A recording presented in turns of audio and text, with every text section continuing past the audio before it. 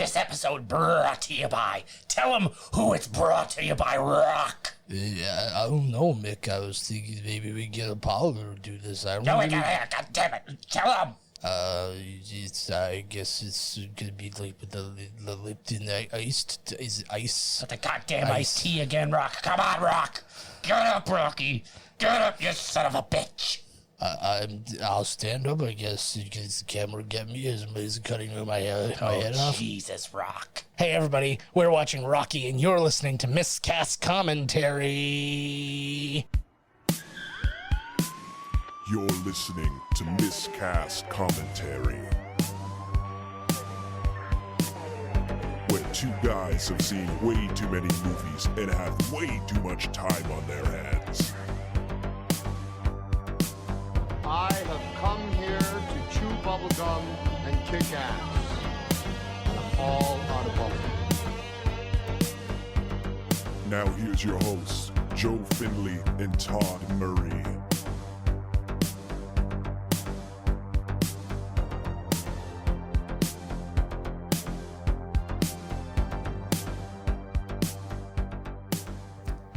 Hey, everybody, welcome to Miscast Commentary. I'm Joe Finley. I'm Todd Tebow the Sailor Murray. And we are thrilled to have you with us today. Yes, we are. Get me out of the house. Holy Lord. And we got a fun one for you. We have... Oh, Todd's choking to death, I think. On my own excitement. There it is. Yeah, we got a fun one for you today. We are doing Rocky. We have clips from the unheard clips from our Michelle Shaughnessy interview that we'll be hearing through this. And also, as of tonight, if you go to miscastcommentary.com, you'll be able to hear the whole uncut interview exclusively there. It will not be available anywhere else unless, like, I don't know, the Nerdist pays us millions. Millions. It's already, I sold it for half a sandwich. Son of a bitch. Sorry about that. Do you have the crust left? I do. Sweet. I get leftover We'll spit start cheese. from the end like in Lady and the Tramp and work our way towards the middle. I'm not splitting the crust with you when you've already eaten the meat of the sandwich. God damn it. This guy. Bastard, eh? She's funny. I like that girl. Oh, no, she's fantastic. Yeah. Make sure to go check out her latest album, Bo Toxic. It is available everywhere, Spotify, all those good places. So go check that out, and just check out her Twitter, too. Follow her at Michelle's Funny, all one word. Obviously, no apostrophe, because that's not how Twitter works. Oh. Right? Well, somebody might not know. It's good you said that. I know, right? Could you imagine? I'm going to put an apostrophe in there. What? You fucking lied to me. There's no I apostrophe. can't find anything. Yeah. Well, I'm sure you find something, but... Always porn. If you spell Absolutely. something wrong by one letter, it is porn. That is exactly what comes up. All right, let us get this bad boy started. I was so trying to not say exactly those words because that's always what I say. But here we go because I'm a victim of my own monotony. Pressing play now. All right. I'm always trying to look up boo-boo-yaki online, and it just goes to the dirtiest things. Oh, really, eh? Yeah. I'm sorry, I don't know what... It rhymes with bukkake. Oh, okay. I thought you were knowing something that I just had, didn't have wrapped to I'm always looking up, glass blowing, like blowjobs, and I'm like, the fuck is this dirty shit? I'm trying to look up an art form here. I'm trying to apply for this job as a glass blower. Oh, my God, here we go. ROCKY. I can hear my own breathing. This fucking headphone is so good. Yeah, Todd's listening with my good Sennheisers. I should buy another set of those. And Is he trying to say that he is Jesus? No, he's like just the newest Jesus on the block. Yeah, and he's holding a button. Oh, so right off the bat. Yeah, here they are in some sweaty old basement. This is like me and you. Yeah. Oh God, this was us. If there was a ring, we'd still be there. We wouldn't. I would have never met Carrie. I have not seen this movie in years and years. I've seen 2, 3, 4, 5, 9. Creed, yes. I've seen all those millions of times. The one with the Russian guy, but I have not seen this one. This one does fall through the cracks. I think it's just because you know it, and it is what it is, right? And it's good. It's a fantastic movie. But Did it win Best Movie? It won Best Picture. He was nominated for Best Actor. It won Best Screenplay. He was not. Burt Ward was nominated for Best Supporting Actor. Burgess Meredith was nominated for Best Supporting Actor. Girl, Burgess, Talia Shire. I think Burgess Meredith won actually, and then Talia Shire was nominated for Best Supporting Actress. Like everybody got nominated. What a movie, eh? Mm-hmm. Who'd have thought Stallone? But Stallone. I give all the credit in the world to Stallone. I think he's one of the smartest. People in Hollywood.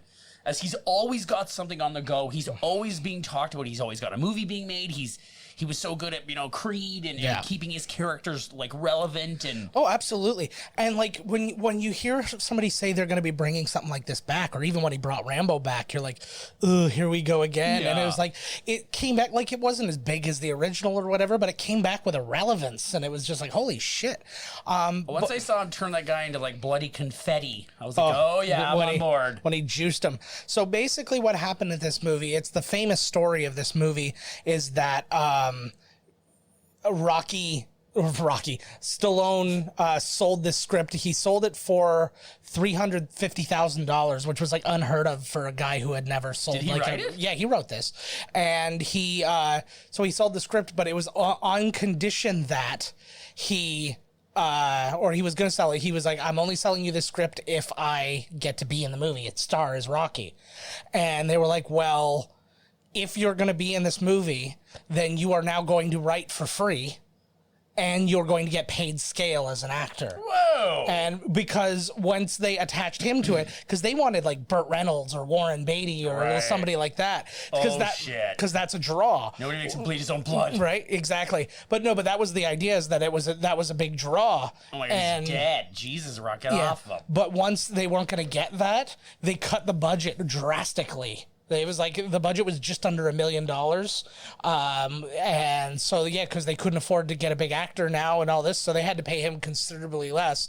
But he agreed because he's betting on himself for this, and it went really well. I actually spoke to Michelle about this, because as being a writer, what she thought about this story. So let's hear that. So you are a writer. You've written screenplays and all that. I try. Well, yeah, but still, I mean, I've never made anything. You've gotten further than I ever got. I had an idea, and then I wrote like 8 lines of it, and then I think I started going back to the office. So,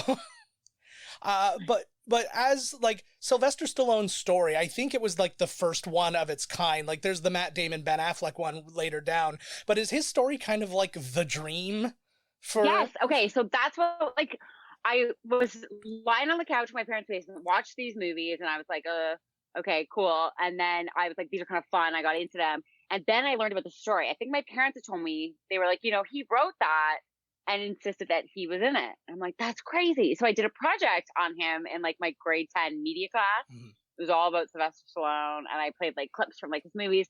And that's what like really attracted me to like, not just Rocky, but to like him as an artist, because I'm like, that's insane. And that is the dream. There's always like this dream in my head that I'm going to write like this thing, and someone's going to want it so bad that they have no choice but to like take me. Now, I don't know if things really work that way anymore today. I think today they would be like, get out of here. Like, we don't need good scripts anyway. Like, we can just put J-Lo in something, So Yeah. I don't know if it would work now, but yeah, that's definitely inspirational. And a lot of the like TV shows that I've wrote and try to sell, I'm always like, the character, her name's Michelle. And it's like, I always try to like make it so it has to be me, which could be why I've never sold anything yet. But I definitely was attracted to that story for that reason. Yeah, so I mean, it was interesting to get to see somebody who actually writes that stuff. And it was exactly, every time I see this movie and I know that story, I'm like, oh God, this must be what everybody writing a screenplay wants to happen. It's like, I'm going to give you this genius work, but only if I'm the star. Oh, it's you. I thought it was still the thing. You have to actually... I thought it was the friggin'. Oh, Jesus. I was like, is this still a thing? I was like, literally, it went so silent, and I just looked over, and I was like, Todd was just like, just waiting. It's like, I'm just silently sitting there waiting. Yeah. I love how the guy just got. Well, the clip was playing there. Yeah.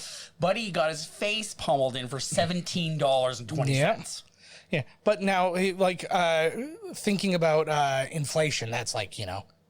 Oh yeah, I probably got holy jeez, it's like $40 Canadian. Yeah, the old garbage town ramblers here, eh? And you can see the one in the Letterman jacket there is Frank Stallone. Oh, there he is. Is his brother. Sexy Stallone. Sexy Frankie Stallone. Sang later for Sylvester Stallone when he directed Staying Alive. He did the entire soundtrack for that. Frank Stallone? Mm-hmm. That's fucking awesome. And it's got one of the best songs in it. There he is. I can't believe this movie is less than $1 million. This movie cost, eh? Yeah. Yeah, well, I mean... a shit ton of money. Well, I mean, the movie was written cheap. It was produced Well, how could cheap. it be written expensively? Well, by how much it actually cost somebody to buy it, right? Okay, I used a really expensive pencil on this one. Yeah. This script's going to cost you double. No, but if you get but also it's a matter of how many people are you paying to like continue to write the script? How many people are you paying to doctor the script, like doing any kind of punch up or anything like that? Did he get anything after, like when the movie made a shit ton of money, or did the studio just keep it all after they just fucking ripped him off? Well, yeah, now that you're going to be starring in the movie, we have to pay you even less. Well, but here's the thing though, he was a nobody, so why would they say, "Oh, you get all kinds of money"? Because why would you get points or anything? Yeah. He's like, it's like, "Oh, you want to star in this movie instead of us getting like Burt Reynolds? Oh, please let us do that. Like, please let us give you his money." Yeah, what the fuck, right? So the movie was directed by John G. Avildsen. He directed this one, and he didn't direct any of the other ones except 5. Stallone directed 2, 3, and 4. Then he did 5, which was arguably the worst one. So the one with Machine Gun Morrison? That's the one. Oh, yeah. And he directed the Karate Kid movies 1, 2, and 3. Oh. He also directed he directed Lean on Me. They used to call me Crazy Joe, but now they call me Batman. And then he also directed the Luke Perry underdog bull riding movie 8 Seconds. Oh my God. Sadly, he died in 2017. Just before a documentary about him called John G. Avildsen, King of the Underdogs came out. This guy loves a good underdog story. He does love a good underdog story. Actually, I talked to Michelle about underdogs and all that kind of stuff, just seeing if we could dig a little bit deeper into why people love underdogs, and here's a little bit of that. It's probably a simpler answer, but I don't know, I've been trying to be deeper about it. What is it about the underdog? Like, is it just because we all see ourselves in the underdog that we... Yes, because most people's lives are fucking awful, and we all think that we could go from zero to hero, you know? Yeah. So that's kind of like, that's how I think personally. I mean, I think everybody's kind of sees himself in the underdog a little bit. And if you don't, like, that's kind of weird. But I think everybody, even if you're successful at what you do, there's probably something else that, like, you wish you could do. Yeah.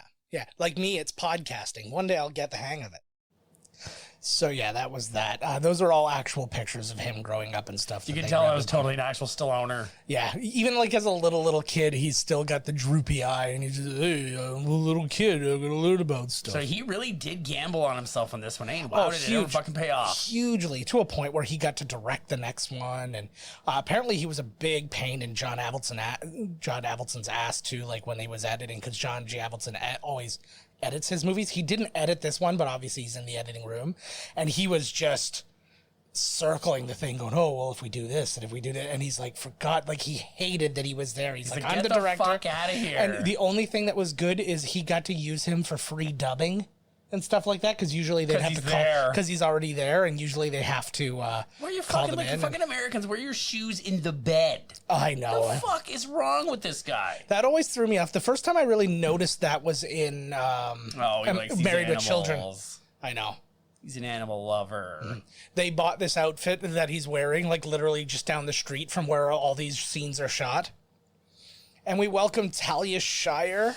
Was she Tony Montana's sister in Scarface? No, she wasn't, but she was his sister in Godfather. Oh, okay. I was just, yeah. Why is she the sister in Godfather? Because she's Francis Ford Coppola's sister. Yeah. So, this was actually apparently one of the big things to help her get herself kind of out of his shadow, because he did a lot of she did a lot of his projects and stuff like that, and she was just another Coppola to everybody. And she did this. She actually took $7,500 to do this movie. How much? $7,500. That's it. And she did this, and she gets nominated for an Oscar for it. And again, somebody betting on themselves. That's awesome. That's really a lot of this. Oh, look at this guy. This is a sad and happy story. This is Sylvester Stallone's dog. Oh, no way. Just prior to selling this script, he was so poor, he sold the dog for $50. Oh. And he was heartbroken. 3 days later, he sells the script. He buys the dog back. Oh, that's awesome. And then he put him in the movie as kind of like a point. But I was kind of saying, I talked to Michelle about this. You'll hear it in the whole version of the interview too. I'm like, isn't that weird? You gave him a new home and he's like now trying to get used to that. And then you come back and you just like, I'm like, isn't that somehow worse? I guess it wasn't that long, so like if it would have been months or something like that, or years, like that would have been kind of like the shittiest thing to do. Yeah, it's only a couple days though. I'm sure you were missing them. Yeah, that's like kenneling time, I guess. And then who do you sell a dog to? Like who? A Chinese food Yeah, restaurant. like what the fuck? Like, and they need to buy him back. Yeah, I don't know. The old fucking like the the old Soho Resolute. Resolute, yeah. Soho Resolute.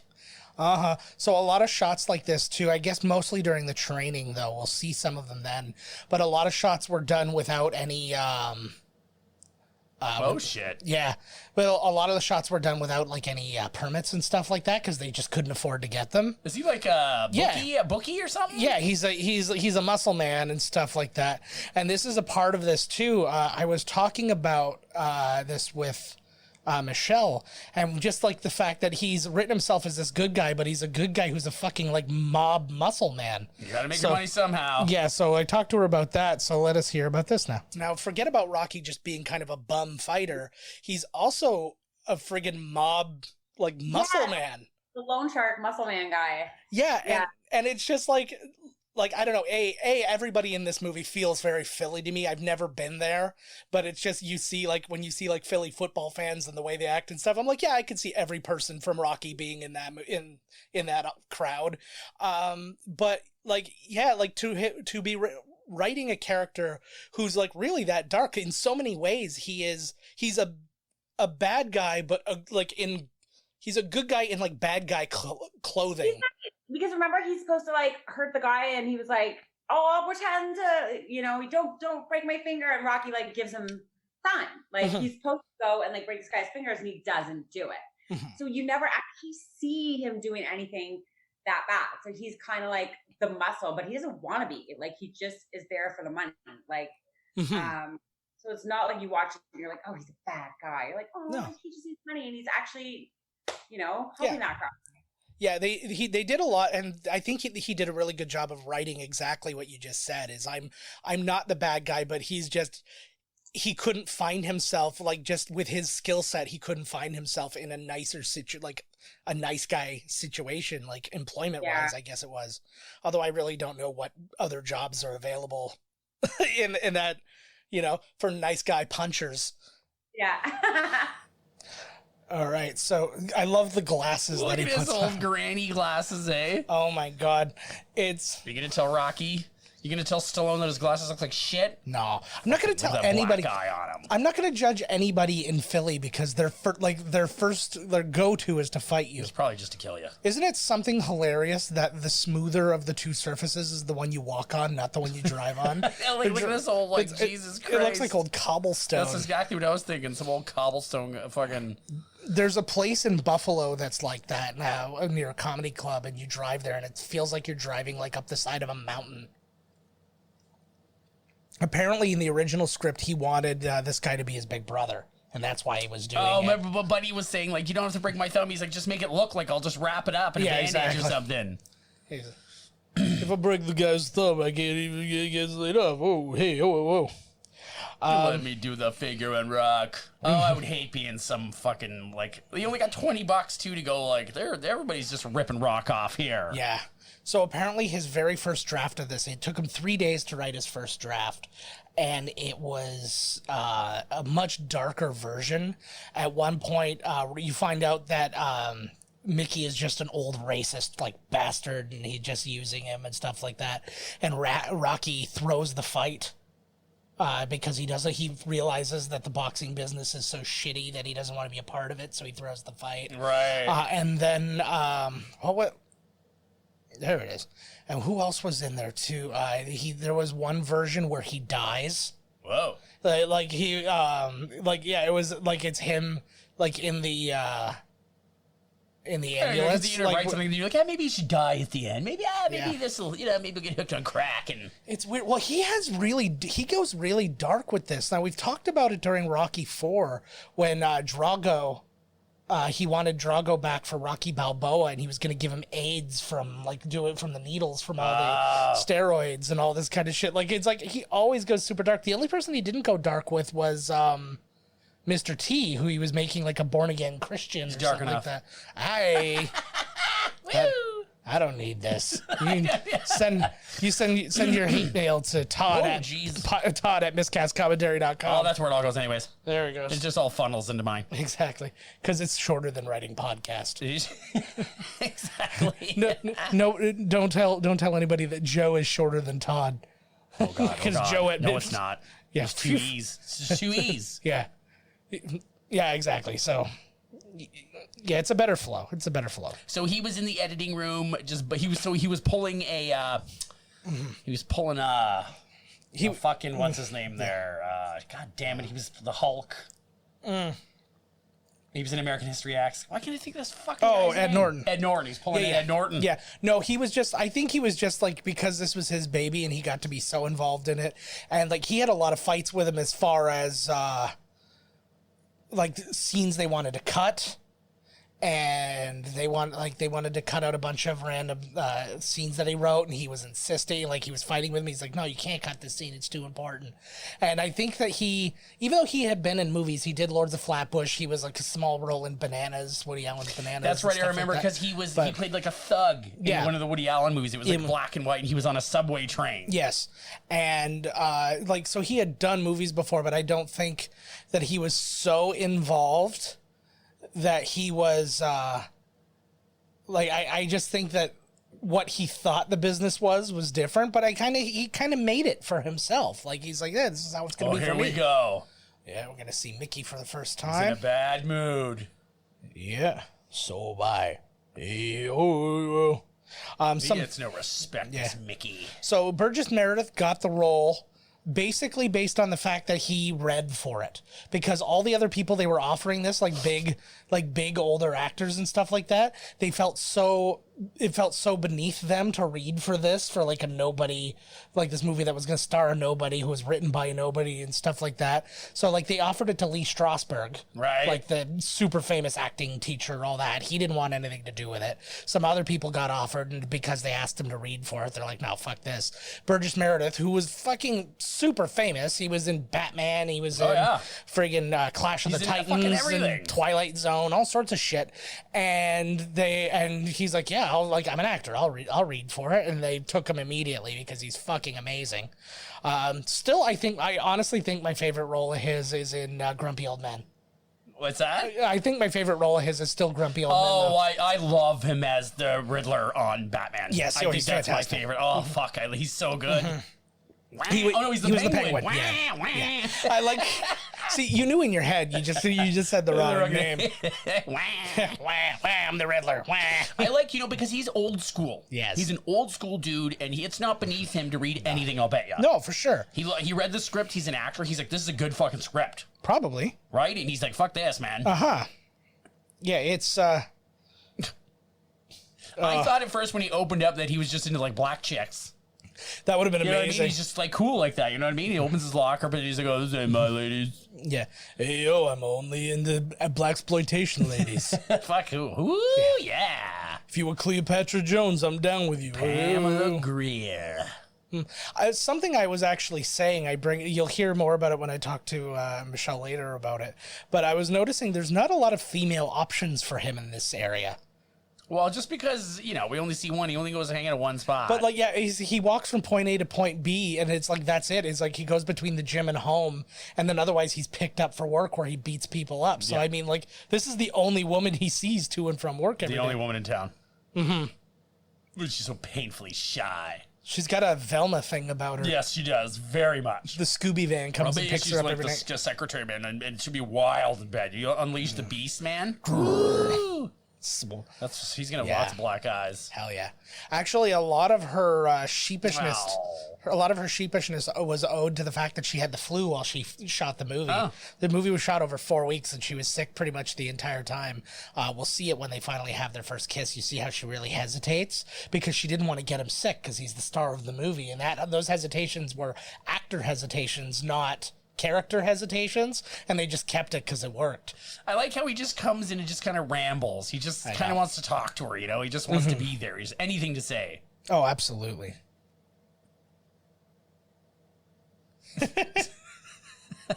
And he's just like Just dumb as a anything. Yeah, you gotta post. say anything you want to. You gotta keep your foot in the door there, bud. Yeah. Actually, let's listen to Michelle talk about Adrian now, just while we've got them here together. Cool. I did have that same kind of question of like, why is Rocky attracted to Adrian particularly? And my real theory, and it's not that she's even an unattractive person, but again, she's so reserved and she's so withdrawn and all that kind of stuff. But it's when you watch him in this movie, she's the only woman he comes into contact with. Yeah, she's the only woman in the entire thing, pretty much, other than that little girl who like flips him off, is the only one that he comes into contact with. So it's like his choices were in low. the first movie, yeah, for sure. And then I also, sorry, go ahead. I think he's not a player, and I think they make that clear by the screenplay, right? He's not like just out there trying to be with every chick. Like he wants to settle down. He wants stability, because it's clear from like his life he doesn't have that stability. For sure. And also I think that there was a special challenge in him opening her up. Just to like, just like getting her to come out of her shell a little bit, which is ironic because he bought turtles from her. So yeah, Todd just called me out for saying opening her up. Open her up and get her ready to come. Yeah, and that was the second I said it, I realized that, and I was kind of like, I'm just gonna power through because like power through. You're just making yourself worse, bro. No, I was just gonna say it only comes off worse if I like make it seem like it's bad, Right. Only if you draw attention to what was just said. And that was exactly it. I'm like nobody else is thinking about this, just I am. Just keep going. It's like if you're talking and like a piece of food comes out of your mouth, and you're like, did anyone else notice that? Like, should I say something? Yeah. You know what I mean? I'm like, it's always like, oh God, I usually do, and then it makes it worse. Oh, absolutely. I'm like, sorry, just shot food right at you, and then it what? I gets didn't notice. Yeah. Burt Ward, Is he like watching Paulie take a whiz? No, he's fixing his hair in the mirror. In the mirror, in that teeny tiny corner of a mirror where I assume like that's where like Harry sees Aberforth Dumbledore. If you're down with the Harry Potter What's movies, his problem? He's fucking drunk and he's always doing that. No, but does he know Adrian? He's his brother. Or that's right. He is her brother. He's her, right. Yes. They called his sister a loser and everything. Yeah. Well, because it's one of those things is like they don't have any parents. She'd like normally live with the parents type thing, but they're gone. She's like, now she's my problem. It's an old it's like an old antiquated Italian thing that they're just now kind of sticking I think with. it's actually the other way around there, Polly. Yeah. Now she's says the guy who's like combing his Hulk Hogan skullet style hair and a sliver of a mirror in the shittiest bar ever. Speaking of Hulk Hogan, I don't think we've said like the news came out a while ago, but I don't think we've spoken about it since it happened. You saw that Chris Hemsworth is going to play Hulk Hogan in a biopic, Yes. And Dave Franco is playing Vanilla Ice in a biopic. No way. Yeah, I think Vanilla Ice should play himself. I know, right? Or he should at the very least like work together with Dave Franco, like stop and collaborate and listen. You know? That went over your head. I'm sorry. Yeah. Listening? No, forget it. I wonder how much that beer cost. I went to a bar in the States semi-recently, and it was like $1.75 for 2 beers. So, yeah, it was probably nickel beer night there. What kind of beer is he drinking there? Schwa. Looks like Schlitz. Could be. I wish it was from Strange Brew. What was that brew called? Every movie, that should be the beer in the movie. Oh, my God. I can't remember. We got to do that soon. Mm-hmm. That'll be a fun one. Oh, God. How many lines of resolution does this TV have? Like 9? I wonder how they got Carl Weathers. You got any stories about Carl Weathers? I don't know about how he got cast, but he was... He was definitely the right dude for it, though. He's a big athletic dude. He was a football player back in the day. Obviously, he was in, later on, Predator, Action Jackson, the TV show In the Heat of the Night, Happy Gilmore, Little Nicky, Crazy Nights. He was owned by Adam Sandler for a short period of time. He was owned, yeah. Well, it was just so many other actors are. Yeah, like Nick Swardson and like Rob Schneider and everybody else. Any just movie like you see on Netflix that stars any of those guys. Yeah. It's that thing. It's like, and I don't even think they know it's happening to them. It's like, oh, I had a good time working with you. They're like, why don't you come work with me again? And it just keeps happening. And all of a sudden, you're like, oh no, I can't do anything. You're owned by Adam Sandler. Yeah, he owns my likeness. Like, what's his name stopped for a while? Because I think he was getting pissed. Rob Schneider. Oh yeah. How he was always being like the creepy guy in all the movies, and he hated it. He was gone for a while, and then he's like, oh, I'm not making any money, so now he's back. Yeah, you can do it. So, anybody who remembers Rocky or who remembers Rocky Balboa, this girl is the mom in Rocky Balboa. is the one Oh, she is? Yeah, That girl there? It's not the same actress, but it's the same character. Oh. Like when he goes back to the old town or the old place and stuff like that, he comes across her and he's like, "Oh yeah, you're the girl who told me to like screw you, creepo," or whatever. And this is the girl. No shit. How does is he just talking to the strange girl? Or does he know her? He knows her. It's the neighborhood, right? You know everybody from the neighborhood, and he's trying to be a good. He's trying to be like a big brother, yeah, kind of thing. Okay. Philly fucking freaks me out, man. Is there nobody? There's like never anybody anywhere. Well, this was back in the day when things closed. Like everything was like closed. Like everything closed at like 7 o'clock. Everybody's at home. It's probably not the nicest neighborhood. Yeah, it's like the bars are the only thing open past dark, pretty much, right? So, but The bar's probably it's probably like 2 in the morning or something, right? yeah, like I've seen so many videos. Like I mean, Philly sports fans are the fucking scariest people in the world. Like they're the ones who threw the ice ball at fucking Santa, and. But like, and then you just see like these things, you see these like fights, it's just these dudes having these fucking fist fights. And they're like, "Fuck you, Philly, motherfucker." You're both from Philly, motherfucker. And he's just wailing on each other. And then they just start hugging and then they're like sort of kissing. And it's just like, it is the city of brotherly love, but only after they got drunk and fucking hammered each other and gave each other brain damage. That's like when I was in Sturgeon Bay. Yeah. Every single person on a regular day has 4 things of Green Bay Packer on. When the game is on, every fucking bar is filled to the tits. Yeah. And it is everybody head to toe. Yeah. Green Bay Packer. I'm talking every fucking thing you could possibly wear. Yeah. If you were to stick your head into the door, yell. That's what I say to creepos all the fucking time, girl. Yeah. It's the script said "fuck you, creepo," but they didn't want to deal with the rating.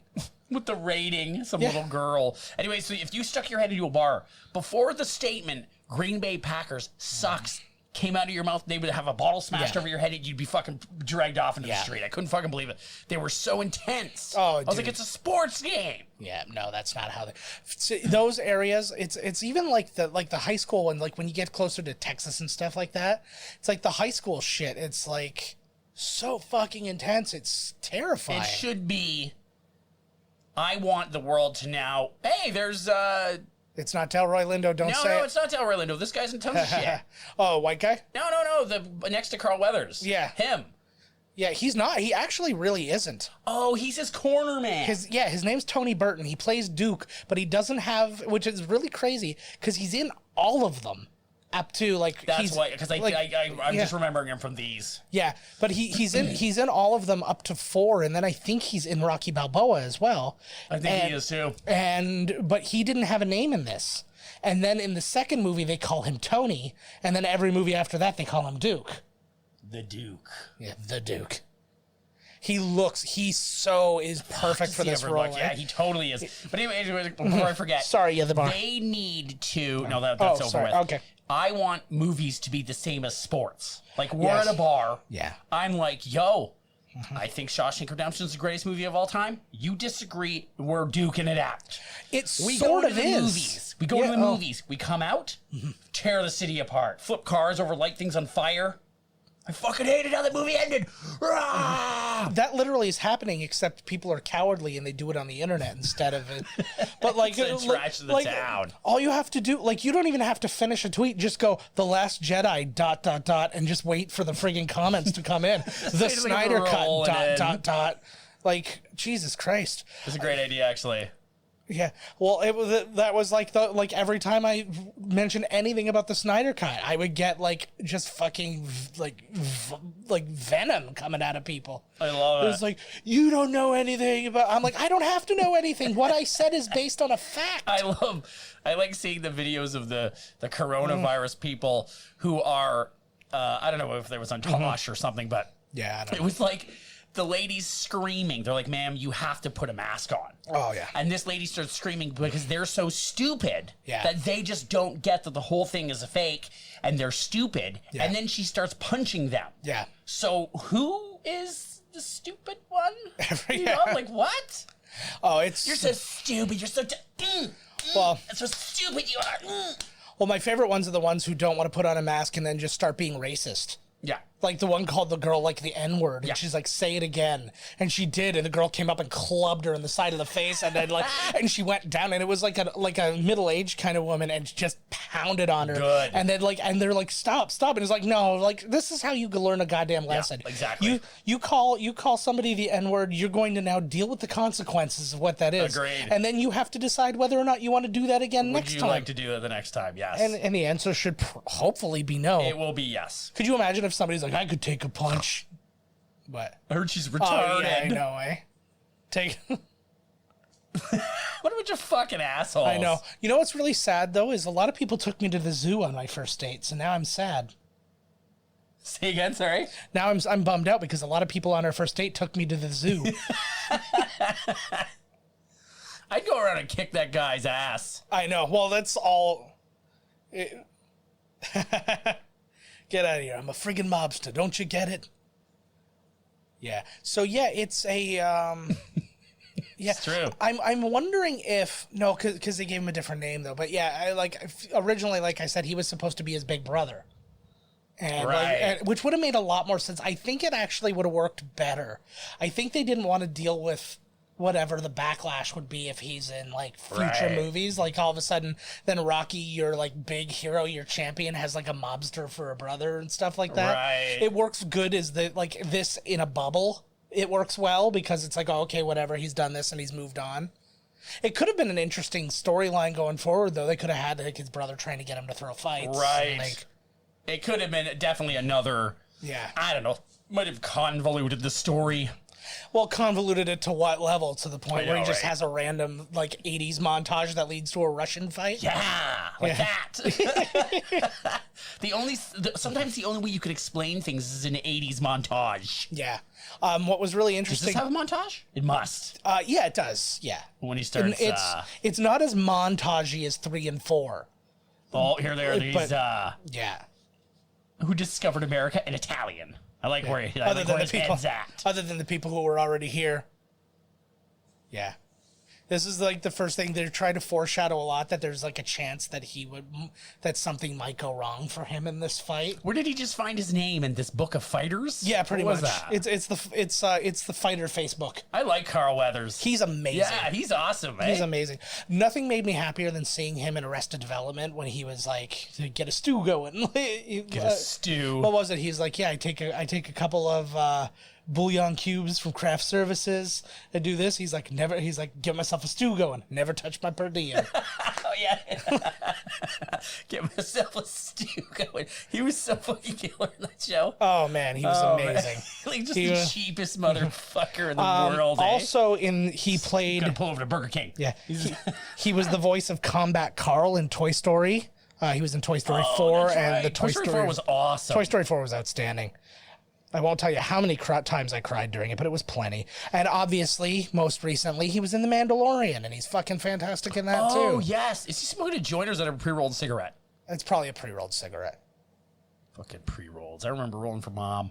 Oh God. Those were the good old days, man. Blow your mom up some smokes. I, Like, all right. I remember like our neighbors across the hall from us had one of those like crazy machines, and they'd like make an evening of it. It was like everybody sitting around the table, like, It's true. let's it roll, was so wicked. let's roll like 20 pounds of Oh, smokes. fuck. I gotta go roll my mom some smokes now. Yeah, there goes my night.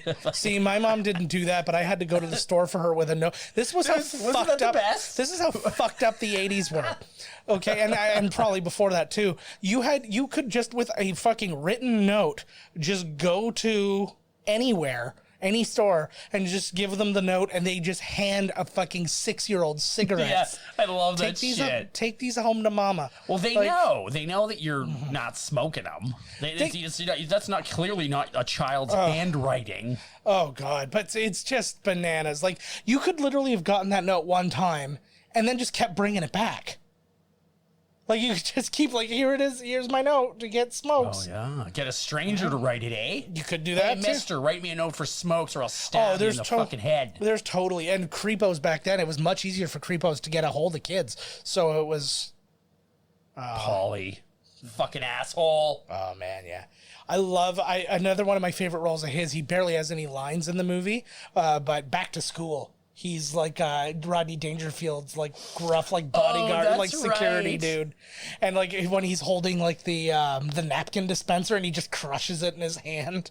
Yeah, because he's such a bad dude, eh? Oh, he was I was always so amazing in that pissed movie. off in like Rocky 4 when he lost all their money. Yeah. Gambling or whatever. Yeah, Rocky 5. Rocky 5, he found out that like his money went all fucking south. Oh my God, he's gonna throw the whole fucking turkey on the street. Yeah. What a fucking waste. I know, eh? Jesus Christ, Polly. Oh, Polly. So Susan Sarandon actually auditioned to be Adrian, but she didn't get the role because she was too like obviously good looking. Like you couldn't do that. Like, oh, she's all mousy, and then Susan Sarandon. So it's like even with the glasses on, you're like, yeah, you're just hot Susan Sarandon wearing glasses. Like whenever they you do can't all have those that. teen movies, when it's like she takes the glasses off, hair comes down, absolutely the most gorgeous thing you've ever seen. And that's kind of what they're trying. Like they wanted a version that was like this, and a version that was like you know, somewhat more like. I don't know what the word is, like kind of out of her shell type thing. I'm sure he's gonna yell at her to go out. Like, go out, have fun, get the fuck out of here. Well, because she's shy. Kick the door down and rip her goddamn clothes off. Wouldn't that be the best? He grabs her by the scruff of the neck. He's like, "We're going out. We're gonna have a fucking time. I'm taking you to the zoo." Yeah.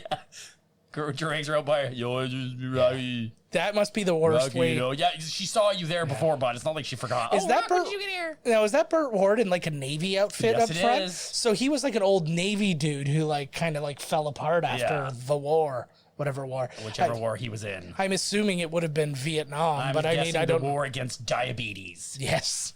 I don't think they even had diabetes in the 80s. They just called it's called living the dream. Just a case of the sugars. Exactly. Fucking. It's still my favorite thing to say. I've said it Just plenty, in but case it's of the just sugars. so good. Yo, I'm still here outside the door. Yeah. It's been 20 minutes. Yeah. So the Don't make me look in the peephole. The key is right in there. yeah. So the producers were held to again because they were basically penalized for letting this guy star in the movie. They gave them the $1 million budget and said they would be personally responsible if they went over the budget. And so they actually did. They went $100,000 over budget, and they had to come up with that money themselves. So How much? $100,000. Woo! So they had to mortgage their houses. Fuck. Well, she's ready. Yeah. She's got her Devo hat on. I know. No, she's ready to go. It's like two googly eyes away from being a poop emoji hat. You know Polly's gonna go out there and eat that fucking turkey right off the ground. That would have been the Abso-fucking-lutely, like a dirty old dog in an alley. He's like, I'm just not going to eat the part that touches the ground. That would be irregular. God. Eat your way down towards the There's ground. a lot of these mirror shots. John Avildsen loves these shots. I'm going to zoom in on She's their good, face. but actually, in this movie, Oh, eh? she's brilliant in this movie. And I like it, like, because this is the only one where she's like this. Like, after this, once she comes out of her shell, she's never back in it. Oh, yeah. Like, Once he friggin' rocks her out of that shell. Mm-hmm. Rocky! She's always telling him what's up, too. Oh, yeah. Bitching at him. Oh, yeah. Well, because everybody thought, like the guy says, I think she's retarded. It's really kind of the other way around, and it's like you got to explain things to him pretty like in your face. That's why Mickey does such a good job coaching him, because he's right up in his grill all the time, going, Rocky, you don't understand, you son of a bitch, because you're simple. Like it's just because you're. Oh, it's not even Thanksgiving. no, She's just having Thanksgiving today. just had a loose turkey. Well, you can have a turkey on a non-holiday. It's not recommended, but you can. Oh my god, I love turkey on non-holidays. So do Fuck, I. I love turkey's like my favorite, man. We always end up with a bonus turkey somehow. Oh, it's like somebody bought too many turkeys. So originally this was supposed to be a like huge, like everybody was there skating. They were supposed to have like 300 extras and stuff. They couldn't afford anybody. One person showed up. Nice. So they were like, so what they decided to do, he rewrote the scene really quickly to basically. It is Thanksgiving. Oh, there you go. But anyways, they rewrote the scene really quickly to acknowledge the fact that nobody was there. It was just like, oh, okay, that makes sense. What do you mean you're not up? The ice is still there. The ice ain't going nowhere. Yeah. I was talking to this Christopher Lloyd looking dude. Yeah. And he, it's like you said, he's definitely trying to like fleece him as best he can, right? But 10 minutes, $10. Well, think about how I love the idea too that he's trying to talk it down to like just $1. Come on, just $1 less. Like how much was $1 worth back then? He's like, I could buy a lot, apparently. I could buy 2 cars for $1 and get a picture show. All right, rack. So even though he got the money, $50 from his boss there for insulting him, but like I was saying when we were in the pause there, that he's like, how did you know her name? He's like, I hear things. I was like, even him just saying that seems a little bit, almost not like intimidating, but like, I think it's hinting just that maybe if you fuck around, Rock, we might fuck around with her, kind of thing, I maybe, but I think it's really just a neighborhood thing. Like Right. I talked to Michelle about this first date, and I had a question about her, like what her experience would be like on a date like this. So just let's hear it. So I was watching the Rocky first date scene, and it made me think about something. The ice skating scene, and it just made me just think to myself, if you're going out on a first date, now we're both married and we're not doing that anymore, but throwing all gender aside, which personality would you rather be going out on your first date with, a Rocky or an Adrian? Oh, definitely a Rocky. And I've gone out with like some guys like that. By that I mean they're kind of stupid at first. Because Adrian is just so boring. Like, great character, but she's very shy, and I don't think I would have the patience to try to work through someone's shyness like that. Like, that was the thing too. He was so like wanting to go out with her and into her, and at first you're kind of like, why? Like, she's just so like, it's like pulling teeth, Yeah. But with Rocky, it's kind of a macho thing, He just has like some macho-ness to him, and like kind of like that. But yeah, definitely the Rocky. But I also think I would be the Rocky too. I would definitely be the Rocky, because holy shit, it's like if anything goes silent, I'm like, I gotta fill the void. I do the same thing. Absolutely the same thing. I like shy girls though. Yeah. I'd like to take her out of her shell. Hell yeah. You know who I want to take out of his shell? Leonardo. That's the one. You always had a crush on Leo. Leo. I like Buddy's still like 7 minutes. Like, how romantic, eh? Yeah, I know. You know who else I want to really get with? Splinter. Splinter. I was doing that. I was a little too rough. I was playing a memory game with my son. It was Ninja Turtles memory game. Was it the same one Trump did? No. Nobody could ace that but Trump. No, it's too hard, those last 5 questions. What state are you in? Jesus, I'm not even in a state, so yeah, I automatically fail. God. I'm in Is that a trick question? Yeah, but it was like the Ninja Turtles like memory card game, and every time I flipped over Splinter, Splinter. He didn't get it. He just like let it go. I like that he's not even trying to skate. When was the last time you skated?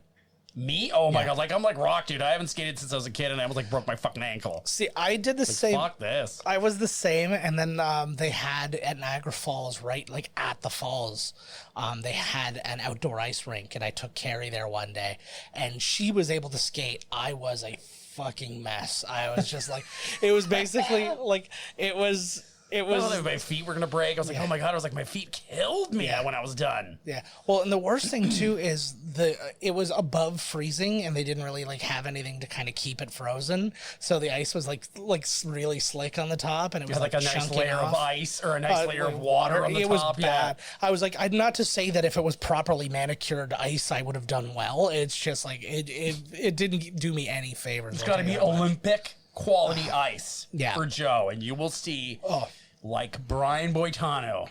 Oh shit!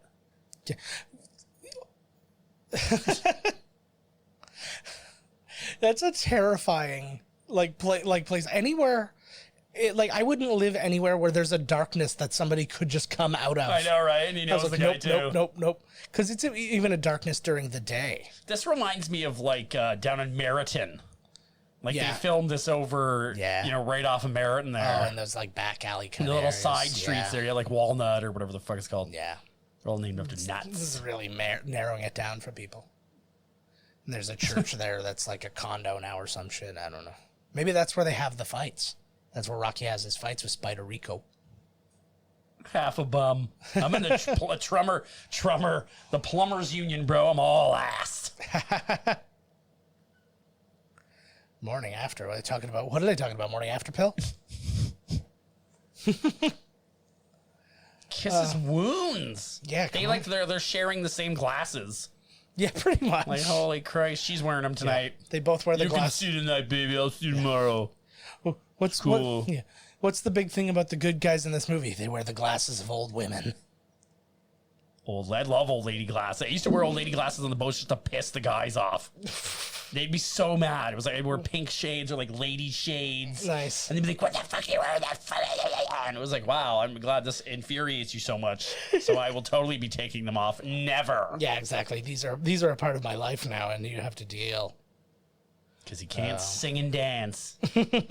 That's a great one. Actually, that is something in our interview that Michelle said too. It's one of her favorite lines from the movie.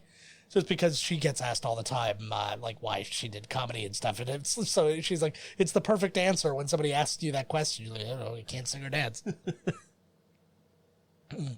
Look at this face.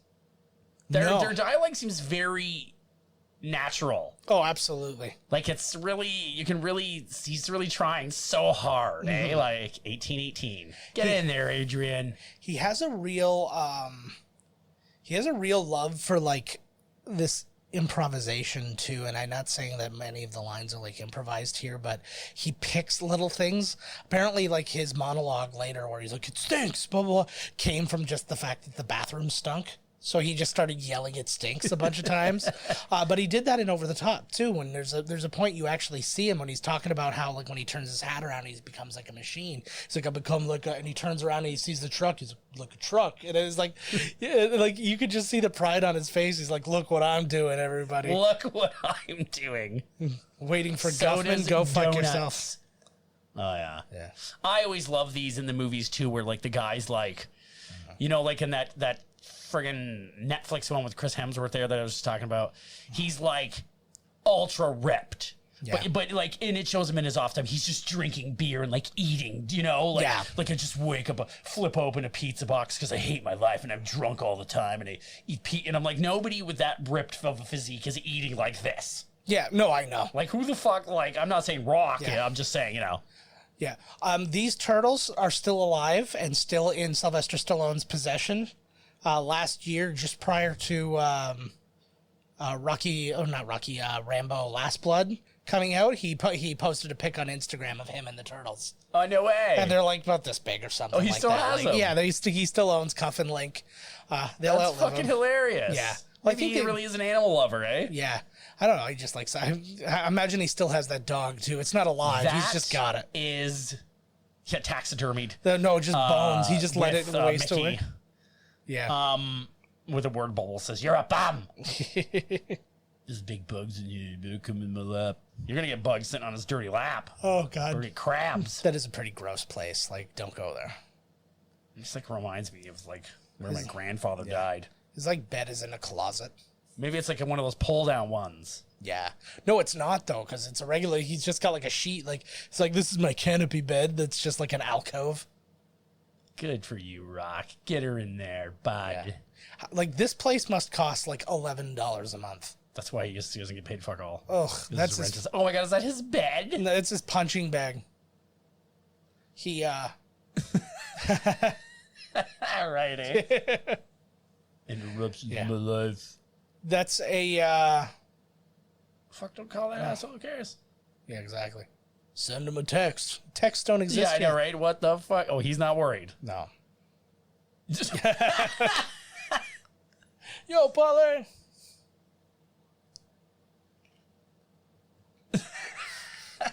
That seems about right. Yeah. Though. That's Philly. What were your turtles' names? You had turtles. I don't know. I don't know what their names were actually. I didn't name them because when I name something, they die. It dies, yeah. Yeah, exactly. Who's got the time? I don't remember them at all. Yeah, the turtles, eh? I was just gonna say, like, The Rock's such a great guy. Like, this guy needs to be, like, made an example of. He keeps his animals for life. Yeah. I fucking hate people when they're like, "Oh, I had to move so I'd get rid of my dog," or I had to move. And I was like, "Why'd you get the goddamn thing then?" I know. But then you get people who are punished for it, like Johnny Depp and his dogs when he went to Australia. He was like, you didn't have permission to bring the dogs, and they're like, we're going to have to come take your dogs. It's like, it became like a political thing. Was it? Like, yeah, they were like, I think I legit- remember something about that. Yeah, it's like you're not allowed to just bring animals Where my over to dogs borders or at, something bro? Without the proper paperwork Oh or my whatever. god, blah, they're blah, gonna blah. have dingoes everywhere. That's right. Holy fuck, they don't need that. They don't need wild dogs roaming around everywhere in that place. Well, I was going to say Australia's had enough problems with all that stuff. I've still seen, it's the grossest thing. There's this documentary about... He's getting rapey. Yeah. He's getting a little rapey. Yeah, what was it? It was about the cane toad or whatever that's taken over there. And it's like, it's legal to just kill as many of them as you can get your hands on. Because they're an introduced species. They're an introduced species that is like out of control. Like there's just hundreds and hundreds like the of thousands zebra of them. mussels or where's this?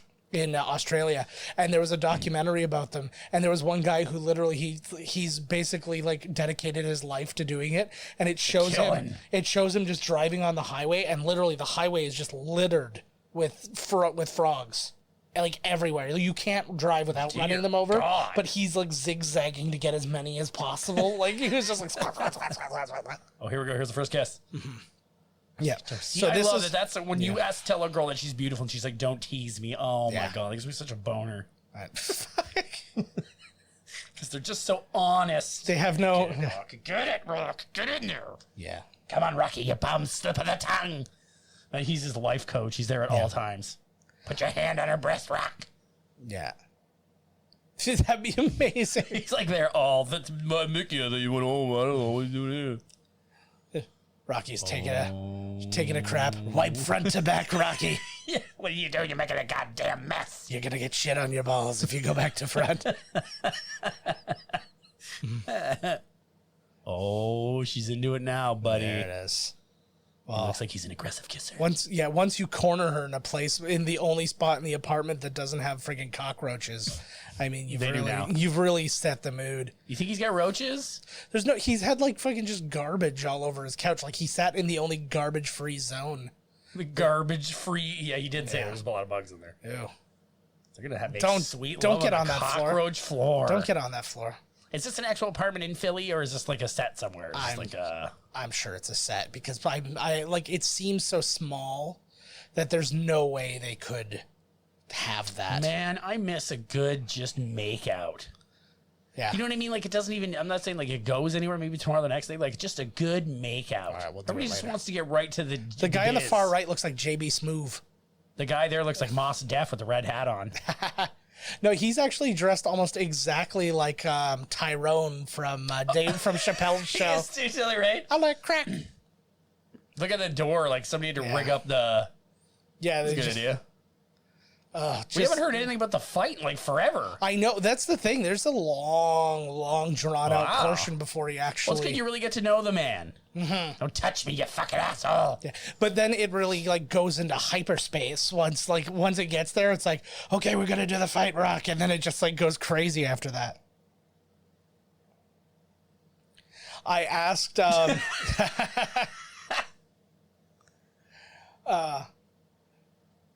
why is it only like he seems like a little old for a boxer training and stuff like that? You think it would only be like you think it'd be like 15 years for him. And instead, he's just poor guy's second, right? He looks so broken. He looks like an old boxer though, eh? Like Mickey, yeah. Oh yeah, totally. He's just got like he's bent right. up Mickey had your number face. on that one, bud. Yeah. I always, it's one of my favorite things is when the whole room goes silent for a scene like that. You're like, oh, and then it's like, I guess we'll just go back to doing what we were doing. Yeah. Well, come on, right? No problem. What's going on? Brad? Yep. Here's a piece of paper. This is yeah. This it's the secretary for the Apollo's promoter there. He's been invited for a meeting. Looks like it smells wonderful in there, but she's got a wonderful perfume. Well, relative to the gym that they were just in, yeah, it's gonna be freaking peachy. Like that place looked like it smelled like dead bodies. You validate parking? Yeah, I don't have a car. I was just asking. I like that guy he's probably been standing in that exact spot. He never moves. He's like Apollo Creed's robot, and he's just standing exactly what I was thinking right when the door was, hello. Welcome. He's just waiting for motion. He's like, the secretary keeps walking in, he goes, Mr. Balboa. So when he just wants to, like, Apollo Creed just wants to have the fight just because he wants to fight somebody. Well, basically what happened was his fight is about to be canceled because the guy he was going to fight got hurt. And they're like, well, we can try and find you some guy. He's like, but it's like anybody they got would make it seem like a real fluff fight. So he's like, instead of doing that, let's make some kind of like gimmick where we where we give somebody a shot, you know what I mean? Which I don't know cool. I dig it. Which I don't think any of the governing bodies of boxing would allow. I don't think you can. Yeah, well, he's actually a boxer though, so no, but that doesn't matter. There's a ranking system, and people have to actually be like in contention for the title. I guess if they were to say that this was a non-title match or blah blah blah, like that would be fine. But, like, I don't know. I really don't know. Because, like, even in the next one, when he fights him and he ends up winning the championship, you're like, should he not have been, like, one of the top-rated boxers in the world to be able to do that? He's only had... This was his next fight after this fight. There's no way he jumped all the way up the rankings past everybody else. This is like I said. It's just like a gimmick. It's a one-off. Mm-hmm. Yeah, but then he gets the next fight, too. It's like... He gets to fight him again after that. Yeah, because when you put up such a fucking... Don't ruin the fucking ending of the movie. I know, right? Where you fucking go. Well, but like you would think the guy who got the original shot would have gotten his title fight. Like the second, right? Yeah, you wouldn't. They just jump the line again. Yeah. Well, no, because it's money. It's like fucking Dana White. It's like UFC. Yeah. If it's gonna make money, fucking make the sequel. Fuck it. Fuck the whole thing. But I think too the difference is because like I said, there's boxing has these governing bodies. The UFC doesn't. The UFC is their own governing body, and then the only thing they have to do is fall under like Vegas rules. I was watching the UFC. Well, I don't know. It was like a preview or something. It was about the stupid show that they have, like Ultimate Fighter, and there's like the two coaches who are actually like fighters. Yeah. And oh my god, the two coaches get into a fight over they're just in the middle of talking. Yeah. And I'm like, these are grown men. Yeah. And the one guy's like, if you come to Brazil and you disrespect me, you get your teeth knocked out. I'm like, you're a grown man. Yeah. Well, a lot of it's acting though. A lot of it's like the old wrestling kayfabe is like, oh, I'm gonna like crush you, blah blah. But at the same time, the way those guys fight, they have to kind of hate each other a little bit. I've been seeing a lot of good sportsmanship lately, though. I've been seeing some good videos. I guess the one guy choked the other guy out, and right away, the second they stopped the fight, he got up and started lifting his legs because that's what you're supposed to do to like get the blood back to their head and stuff. So he started doing it until the medics could get there to do it, just so like to give him a leg up. Right. So I was like, that guy was cool, and he was called out for being like a real class dude and stuff like that. And then I saw another one. It was like that was him. They asked him to trash talk Creed. He's like, Creed's the best. I know, right? What was to say? I know. So apparently, I just read this. I don't even know if it's true, but apparently Stallone is Italian for stallion, so that's why they call him the Italian stallion. But $150. Yeah. That's way more than he made in any of his fights previous. Yeah. The 17. Oh no, he had 65. Yeah. He got the winner's purse, which he shouldn't have got because you're not supposed to continue to punch the guy when they're down. That would be That would be. No shit, it is. He just Baba Booey. Hey, it's me. Remember me, your boyfriend? I'm on TV right now. Smack you in the mouth.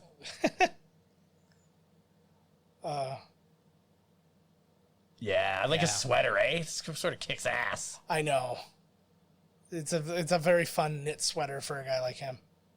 He seems like he's a pretty, you know what I mean? He doesn't wear the glasses, the sweater. He doesn't give a fuck. I want to know more about, like, where are his parents and stuff? Like, did they die when he was really young? Or, like, Rockies. Yeah. Is it like this version of Philadelphia, nobody's parents, like by the time you're 20, your parents are all dead. Yeah. And it's like, you just have to, and then whoever else is in your family, you have to fucking, like, you have to, take care of them. Helen Keller was blind and deaf, but that's neither here nor there. Yeah, he's not Helen Keller, and I think he's got a good chance. Yeah. Good woman, eh? Sticking by her man. Apparently, apparently there was a scene where he's like walking home drunk from a bar or something like that, and a drunk came up to him and told him he was being a shitty drunk. So he's like, let me watch you for a bit. And he was like walking down the street and he just mimicked him. And like that. Is that real? Yeah, it was like just some Philly drunk came up. He's like, you're not a drunk. You don't even have any puke on your arm. Yeah, exactly. That's hilarious. You don't even look like you stink. Fucking Paulie, eh? Getting drunk and making it all fucked. I live in an apartment. I think they Polly has a banged house. already. Yeah, that was the. Well, I don't think they just went down to the floor for a little bit of. Yeah, they just smooch. made out on the floor for a while. Hey, you want to do some on top of the clothes stuff? Absolutely. All right, Rock. Let's get into it. Should always Hey. expect me. Look, is there I feel like he any wrote a kiss version before where you it's like where fucking Polly woman? beat her too. Like he was like Polly was like beating on her, but he's still Beat friends the with shit Polly, out and of it's her. like I could see a lot of different versions of that going on, right? Oh, Well, you said it was pretty dark. it was. He's got really dark ideas, and it's even like in like other things, like when he does Cobra and stuff like that, or like because again, Cobra was supposed to be Beverly Hills Cop. What did right? they Like, say about him on TV there? Somebody, because remember he said he was going to smack the guy in the mouth or whatever? Oh, they were just making him sound like a bit of a joke, right? I love this guy. I want to remake this, and I want to know who I have play this guy. Is somebody you gotta have somebody really creepy. Hey, that was nice of him. $500. Nice. Yeah. Oh, Oh, he's believing in him. that's nice, eh? Now go kill a guy for me. It's kind of funny that his best friend's like, you're gonna get killed, but his mobster boss is like, yeah, fucking Oh, that's not good. He's going to come back for that money or something. yeah. It's still, Smoking. I still get weirded out when I see people smoking in movie. Like I know it's old shit and this is what it was and stuff like that, but it like throws me off. I'm like, what's he smoking for? Oh, hey, oh. What if instinct just kicked in and he just like knocked his lights out? And now now smashed his head off the fucking car 50 times. now all his running scenes are him running from the mob, but all their mob guys are big fat dudes, so he just has to jog, which is why he's never sprinting. It's just, And Mickey's like, once I get up these stairs, I'm never coming down. God damn it. Rock, I live here now. Yeah, pretty much. That was my worst Burgess Meredith. Rocky. Rocky, come here, Rock. Oh, I thought he lived. Oh, no, sorry. That was Yeah. the outside. It was like 1818. Yes. I was like, what the fuck? Yeah, that's what year Burgess Meredith was born, so it's Open the it's- goddamn door, Rock. Yeah. Well, I guess he doesn't have a peephole. I was like, just look outside, see who it is, but he can't do that. It's a nice place. Yes, sure it is. Gross. This reminds me of my fucking apartment in Toronto. Like, Jesus. Oh, really, eh? God, I'm so glad I didn't fall into any of that. Look how young he is here. I know. I almost got, like, I had almost moved to a place just outside of Toronto, Scarborough, and the apartment I was going to get there was going to be fucking beautiful, but then I ended up, like, I just as that came up, that was a freelance job I had, I ended up not having that freelance job anymore, so I was like, fell through. I'm glad it didn't happen, like, a little bit earlier, because I would have been up there and then had nothing, and I was like, Right. oh, God. So everything goes well, but it was a very, very beautiful apartment. I could have had it all. That's okay. Oh. I still live with my parents on the side. Nobody knows about it. I live with my parents, like, on the front, the back, the side. Yeah. So this movie, I couldn't get a list of what all the other movies were because Box Office Mojo, where I get most of that information, only goes back as far as 1977, and this was 1976. Oh. But this movie, so like I said, it cost it all in all after everything was said and done, it cost 1.1 million. And it made 117.2 million. It was the highest grossing movie of the year. So, like, imagine again, this is a betting on himself situation. Like, this guy who, just happens to like write this script and happens to sell this script and happens to be able to get himself to star in this, gets a movie that is the highest grossing movie and is nominated for every Oscar, like every acting Oscar, screenplay, like basically everything. I think Gonna Fly Now was nominated for an Oscar for best song, and like it just craziness. And actually, Sailor Mike. yeah. I think he was a sailor, but I can't tell. Could have just been a name. I love these. Cauliflower. Yeah. Because of the vegetation of his ear, eh? It's so cauliflowered ears. so gross. These are amazing monologues back to back. Like he this guy gets to talk all by himself for a long time, and then he gets to talk by himself for a long time. Got no locker. I got no locker. I know, because I'm so used to seeing him in like dirty old men there. Dirty old men. Grumpy old men. I have been to Hawaii. Which island? Come on, I want to lay you. He was so good in that. Oh my god, that's all that shit, all the like the after credits, like, oh my god. Oh god, I like to licky dicky. And what was the other one? Relax, kids swallow quarters all the time. If she craps out 2 dimes and a nickel, then you can start worrying. Oh, Jesus. yeah, it was. I just did. Yeah. I just did imagine it. It was Yeah. gross. Yeah, I'd rather not imagine it. Can you untell me that? I wonder if that's really him. Probably not. I think a picture of him at that age would have to be like a hieroglyph. And he's got now, yeah. Yeah. Put a thumbtack in your thumb, Mick.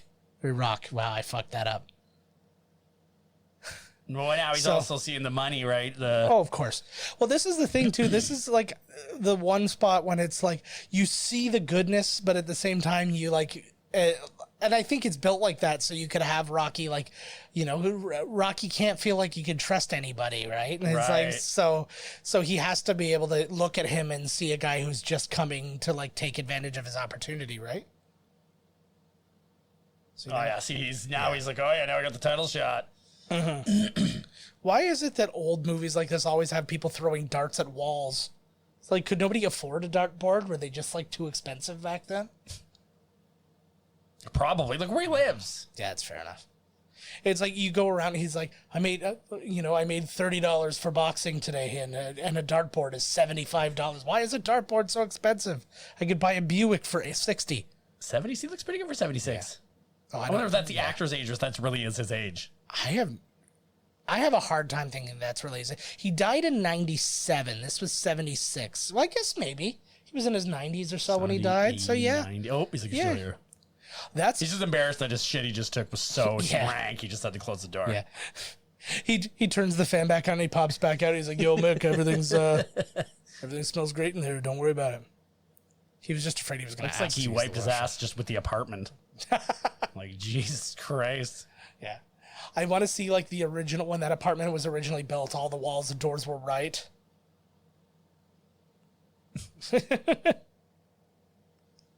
That's because you just took a big stinky shit. Yeah.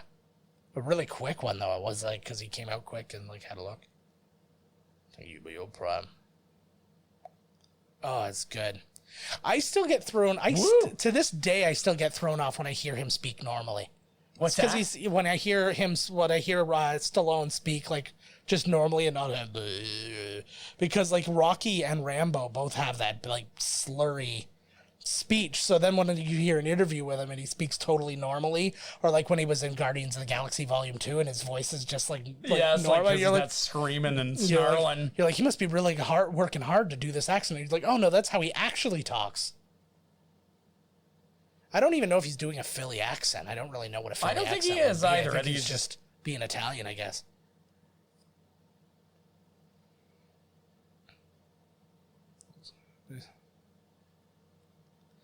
Is it nice or does it stink? Oh, Oh, Rock. must be awful being Rocky's neighbor. Just constantly He's been gone for screaming. 20 minutes, Rock. He is around the corner. He's like- gone. If he's in a good mood, he's screaming happy shit at his friend who like Mel lives like Gibson. 10 miles away. Yeah. Yeah. So apparently, Gibson got COVID. Oh, he does? Yeah, apparently. I just saw a very quick thing about it. Okay, Mick, I'm sorry. I'm done yelling now. Let's again, this is a Philly thing. We're going to have our fight, and then we're going to love each other by the end of it. Well, no, he's a good guy. That's why. He doesn't Yeah, want him to he be feels all. bad. It's like, fuck. All right. Sorry, Blew I was up on you. sorry I was being irregular. Come on, shake my hand. Is that even him? Is that even Mickey? He's just like shaking like some old homeless man's hand. You see Mickey comes from the other side. He's like, Rock, whose hand are you shaking, you son of a bitch? It's the bum Yeah. that told Paulie how to be more bummish. Yeah. All right. Here we go. 4 in the fucking morning, eh? Yeah. Hey, I get up at Jesus 4 Christ, in when the did morning that all the start? time. This is how you train, man. This is legitimately. I went to a boxing gym a long time ago. I was quite young, and I was looking into maybe starting boxing. And they're like, "Okay, well, here's what we do. Our workout. You got to run like 3 miles right before you even start. Like, get your gloves on. Like, out. I'm done." Yeah. I was like, I would have skipped. I would have done all the other stuff. I physically can't. Like, my knee is so messed up. I can't run like those kind of distances without killing myself. WIBG, the Wibage. Oh, the eggs. This grosses me Oh, out. yeah, you got to run a lot. You got to eat raw eggs. Yeah. I had a thing because we did, in college, we all had to make our own TV shows. And this one guy, they made like a gross out show. It's like, will you do it kind of thing? And they had me be one of like the contestants on it. And I won the whole thing. And then it was like the last round to win the prize was to drink like 3 eggs out of a thing. And I'm like, but you can get salmonella from that. And they're like, yeah, will you do it? And I'm like, no, like this would be an illegal thing. Like, and I'm trying not to call them out for like the fact that they're doing something so incorrectly. And I was just like, no, I'm just not going to do it. And they're like, then you lose. And I'm like, all right, whatever. Well, I just lost the big prize. Which is probably a bunch more eggs to drink. And they were like bummed out by me. They're like, I can't believe you didn't do it. I'm like, dude, you could get sick like that. Not Rocky. I was like, you're not supposed Rocky to. get sick. Yeah. Come on, Rocky. Look at those. I know, Look at the dear Converse God, it's like All he's been Stars. shitting in them. Like the dirtiest, like grossest. Look at the ass of the pants. You know how bad? Oh God, yeah. Swamp Like ass. some fucking homeless man who's been I've never washed living in them. his. Yeah, exactly. Well, there he goes. There it goes. The jog begins. So this is what I'm saying. This is why he's running from the mob right now because 4 in the fucking morning. yeah. Dear God. When I get up at 4 all the time, but I'm literally laying on my side on the couch with all my clothes. Like I'm wearing like my underwear and my shirt. And I'm like, all my clothes are beside me and I'm just like waiting. And then it's finally, I'm like, okay, I need to get up and actually do shit. And then I put on my clothes. I'm just What like, the fuck? Like, what a story. no, but I'm just saying like, clothes on. but I'm just like, by comparison is like, I have to drag ass for an hour to get my clothes on where he gets up and goes running. Oh, right, exactly. Oh, Yeah. Jesus. Yeah, me too. Holy fuck. I'm in my underwear for most of the day. And then Yeah. eventually I'm just like, maybe I'll just put pants Yeah. on. It's like something to do. Yeah. Like putting pants on. That's how much I got going on right now. I know. It's not worth it either way though, right? Oh, here's the steps. Here are the classic Rocky steps. Yeah. So How long is it until the fight? I don't know, like fucking Is it 10 like a more month, hours. or is it like... I think like probably about 20 more minutes. No. I mean, like... Oh, like how far is he from? Like probably a couple months. Yeah, that's what I mean, yes. Like, Yeah, how long yeah, does he yeah. have to train? Sorry. No, literally 20 minutes. His fight is tonight. One montage, 20 minutes. He's got stitches Yeah. in his side. He's like, oh god. Blech. So this isn't this is the Philadelphia Library or whatever. This is not the location of the Rocky statue anymore. They moved it because finally somebody was like, "Hey, maybe we're like celebrating a fictional character and that's weird." and they were like, "So we're gonna take it down." And then Philly lost their minds, and then finally like somebody else, some other like municipal building or something like that, is like, "Yeah, we'll take it," and it's now sitting out. That's in front of their building. hilarious. They freaked out, because they took the Yeah. fucking Rocky. Yeah. Every place he goes stinks. That's why he drinks. Yeah. He stinks, I drinks. It looks like it's like human torsos. I mean, doesn't this just make you feel great about the state of the meat market? Is that he's just got Yeah. guys in here punching her meat around? Well, if it's tender, what do I care? Fucking right. As long as This one has been certified personally punched by Stallone. Yeah, it's only one spot. The whole thing is tough, but then one spot, like you just rest your fork on it and it cuts right through.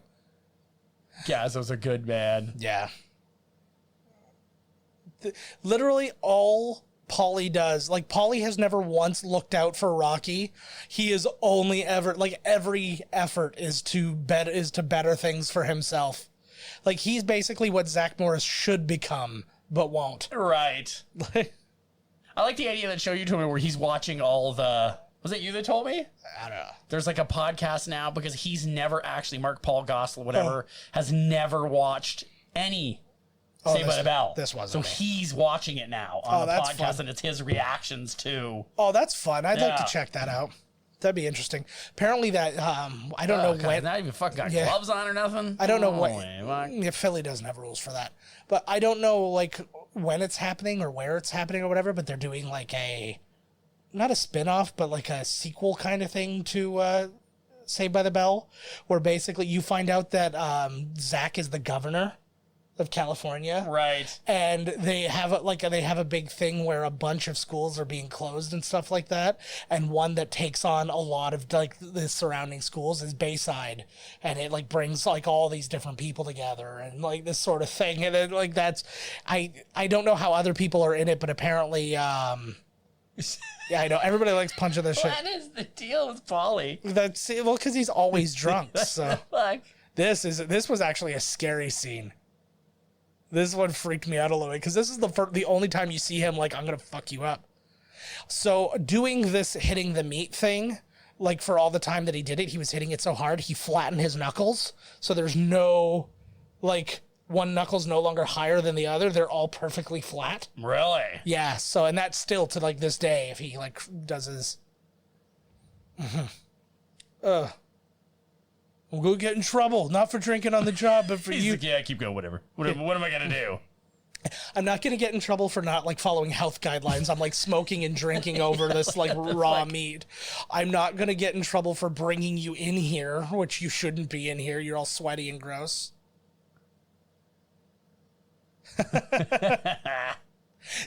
That's what he does. He gets you so mad that you want to kill him. Then he says one thing like that, and he's like, Polly's all right. This guy. Like, it looks like he's going to actually... How much does he drink in a day? Oh, a lot. Oh, yeah, why did you just buy the big bottle? Like, that face that they just gave him literally made it look like he was going to... like, he was going to be, like, the murderer of him. Right. But he's like, oh, if he gets famous, I'm going to kill him. Oh, he's got meat hands. Yeah, Meat hooks for hands. He's got hands. Oh, yeah, baby. Yes, I fucking do. She's like a dirty birdie now, apparently. Look, like, Once you broke, told you, once you broke out of that show, man. like, look at those suggestive jammies she's wearing. AKA a quilt that's been sewn shut. He's trying to rape him. Yeah. No means no. I know it wasn't the case on our first date, but... She's all horned up, bro. You can't leave her all horned up like that. Yeah, just flick her bean a little bit or something like that. They proved that that's not like a thing. They like, did. like not having sex or during. Yeah. I think they actually said that it's better to actually have sex than think to about, not. Think about this. The Olympics is a giant orgy with a cover of athletics. Oh, it's like yeah, those they give people, out condoms and everything when they show up, right? Like, well, you think you bring in all these like, in their physical prime people all into one place and just leave them there for 3 weeks. What else is going to happen, right? It's I think it would actually borderline on gross eventually. Like you're just walking around and you could just you could hear it everywhere and you're just like, oh God. it's like I can't get, yeah. Dear God, I haven't slept a wink. Like Every wall, the beds are just like this. Yeah, like I picture one guy, he's like just put on Dora the Explorer on his tablet and he's crying with like noise canceling headphones on, like just get me out of here. But as of today, still, Stallone, just a little tidbit here, Stallone and Charlie Chaplin are the only two people to be nominated for Best Actor from a movie that they wrote. Oh, that's a good guy. That's good. Yeah, that they were the sole writer for. Like other people have been nominated for things that they had a hand in, but like he was the only writer of this script. And Charlie Chaplin, although it was silent, was also the only writer. I love this old school stuff. That was something I really liked about Rocky IV too, when he's like in the snow and doing the mountains and with the logs and stuff like that. I was like, oh yeah, well Drago had all the science. He went to nature. yes, exactly. That's it, Rock. That's it, Rock. Come on. Who the hell is this? I want to talk now about. I asked. Ooh, they're little cuties. There's some more girls. They were children. They were fucking children. They were not. They were not adults. See? It's a You can be my great line. trainer. Yeah, no, that's true. I talked to Michelle about having a trainer in her own line of work, so let's hear what that sounds like. Now, I was trying to find a way to make a connection between you and Rocky, and this may be a huge walk to go on for this, but when you were a young comedian, did you have your Mickey in comedy, like maybe another comedian? No, or like no, I didn't. Come on. You never know. I like that you tried to do that. Comics are awful people. They don't help each other. No, I mean, I don't know. I guess like there was some people that you kind of look up to and they kind of help you a bit, but it's not the same. It's not the same because I feel like someone like Mickey, let me see if I can explain this properly without sounding like a dick. Someone like Mickey, he knew like he wasn't trying to be a boxer still. You know what I mean? He wasn't trying to be the world champ. He was trying to make Rocky the champ. Where when you come into comedy, even if there's an older comic that's like helping you and stuff, they still want to be better. They still want to like be that star. We still have that mentality where we're like, yeah, I mean, sure. I like, you know, when you're young and you're like, okay, for me anyway, in the arts, it's like, okay, if I don't make it by the time I'm 30, it's not going to happen. Then you reach 30 and you're like, 40. And I'm sure the higher I get, I'll be like, no, there's still time. I could be 90 and be like, there's still time. So I think they'll always have that mentality that they're not possible of being like this big cheerleader coach for you, how Mickey was for Rocky. Okay. That's what I felt. So yeah, that was that. I forgot that this was that Butt Kiss the dog was a gift from Adrian. Right. That's kind of like a mean gift. Here's a friggin' 150-pound dog that's now your responsibility. It's like, by the way, he's very expensive. Like, you have to feed him 100 pounds of meat a day. Yeah, like you can barely afford to feed yourself. Now feed this gigantic beast. That dog reminds me of one when I was on the boat. Yeah. It was like a 210-pound Mastiff. Yeah. And he's sitting in the back of this car. Like it's a truck, but he's in the back. And the fucking car reeks like it's like a van. Yeah. And this dog was I just couldn't help myself, man. I reached into the car and grabbed him by one of his big ass wrinkles on his face. Yeah. And when I grabbed his wrinkles, I was like, hey, buddy, he was like, raw. But he was so monstrous. Yes. That like he couldn't get me. And I was like, the lady was like, oh my God, I'm so sorry. I was like, lady, I just put my hand into the window of your gigantic murder dog. I was like, if you rip my arm off, that's my own fault. Well, at least you can like, appreciate lady, that. Oh yeah, it's like I put my hand in one and some dog bit me, and I was like, fuck. Yeah. And they're like, oh my God, I'm sorry. I was like, I did it to myself, lady. Don't even worry about it. I thought the dog was gonna break the skin too, not the big one. He was too slow. Oh man, that's the big Marmaduke motherfucker. I was just like, hey, bud. See, that's why you can't assume that everybody's your friend. That's right. That's a lesson to be learned. How many times did I have to bite you before you figured that out? Oh, so many times. So I love that. This movie to this date too is the Oscar-winning movie with the most sequels. It's got 7 sequels if you count the Creed movies and stuff like that. I would count the Creeds. Yeah. So like no other Oscar winner has got this many. I think most of them top out at a trilogy. Fuck, like Godfather, 7. Like wow. Yeah. Yeah, and he came up with some Rockies when it's a good thing for him too, because it's like, oh, I'm not doing so well. I guess I haven't been seen in a while. I'll come up with another Rocky. Yeah, it works. I love that. Has anybody else done that? I don't know. I think I invented it. So this is Duke because they wouldn't give him a name. He's like, I get to do this scene with my shirt open so everybody gets to see how fucking hot I am. Hell yeah. I'm trying to find the business of Apollo Creed. Yeah. I like that because I guess a lot of this fight is based on a Muhammad Ali fight where he just beat the guy like in the 15th round. He TKO'd him and only the guy held his own the entire time and he just kind of eked it out. So that's what they wanted this to be. Oh, look at him. Better take a look here, bud. You're taking him too lightly, Apollo. There's somebody, if I can find him, I don't know if we've already missed him or if we've missed his only time or whatever, but there's a guy on here I'm really looking forward to pointing out to you if I can friggin' find him because I'm going to blow your mind. Good. Oh, Todd knocking over the microphone. You're talking about blowing my mind. Broke the... Look at him, he's all bloody. Oh, that is gross. What's going on with his face? Is he just tight? He looks like he's gone into a zone. That's where his brain goes when he murders. That's where mine goes. Yeah, To the meat house. this is the scene where the drunk guy came up and said that you weren't being drunk enough to him. You weren't being drunk enough. He's Like- like watching him film, eh? Like, what a note, not even from your director, just from a local drunk. Well, you know, he's living it. Yeah. He's a character actor. This is my girlfriend, garbage face. She is way too good for you, Polly. I know. It looks like way too good for you. Then you see there's a scene where it's just from his point of view, and the trash can's yelling at him. It's like, Paulie, you never take me out anymore. Shut your mouth, Noreen. It's a nice name. It's better than my garbagey McGarbage face I gave her. I think they're just using these holidays to show passage of time. Right. They're like, a month has gone by. We can tell because it's Christmas. Yeah, like, man, it's got to be like, what is it, like years from now? Yeah, exactly. Yeah, they're sitting there. It's like, I can't believe it's 1996. Listening.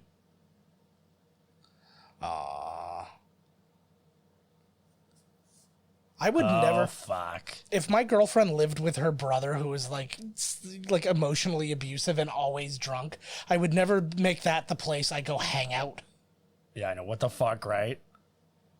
Oh, yeah, I'm sure he says the same thing every night as he gets loaded. Pretty much, that's everything. That's all he does is like, It's also yeah. I'll be homeless. Uh-oh.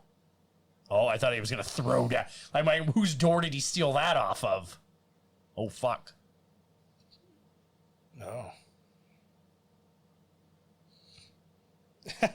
He's getting real. Whoa. Yeah, he's got that horrible bat that looks like he's beating some people. Jesus, Paulie. Yeah. God almighty. Oh, don't spit on a fucking Jesus. lobster. Aw. You gave her. Only a pig would say that. It's true. Was that the best? It was just a fucking random tea set. That looks like he probably got it from his parents. Dear God, Paulie. It'd be the best if he turns around and they just left. Like, it's just... Oh. There you go. Yeah. Stick up for yourself, girl. Imagine she takes the bat and starts fucking wailing on him. Yeah, you fucking bite him. Oh, she's really good. Some of the other, she's not been given a good enough career either. Like, she was in... You're busted. You're not a virgin. I know. She was like, because she's in the Godfather movies. She was in Kiss the Bride, I Heart Huckabees. She's been in some episodes of Grace and Frankie. She was in the movie Rad. She directed one movie. It was called One Night Stand. It starred Ali Sheedy. It was from like 1995, and Ali Sheedy's mom plays Ali Sheedy's mom, like in a huge stretch. Ali Sheedy's mom plays Ali Sheedy's mom. Pretty much. She nailed it. I think she nailed it. And not her character's mom. She's like Ali Sheedy's like, hi, I'm Mickey.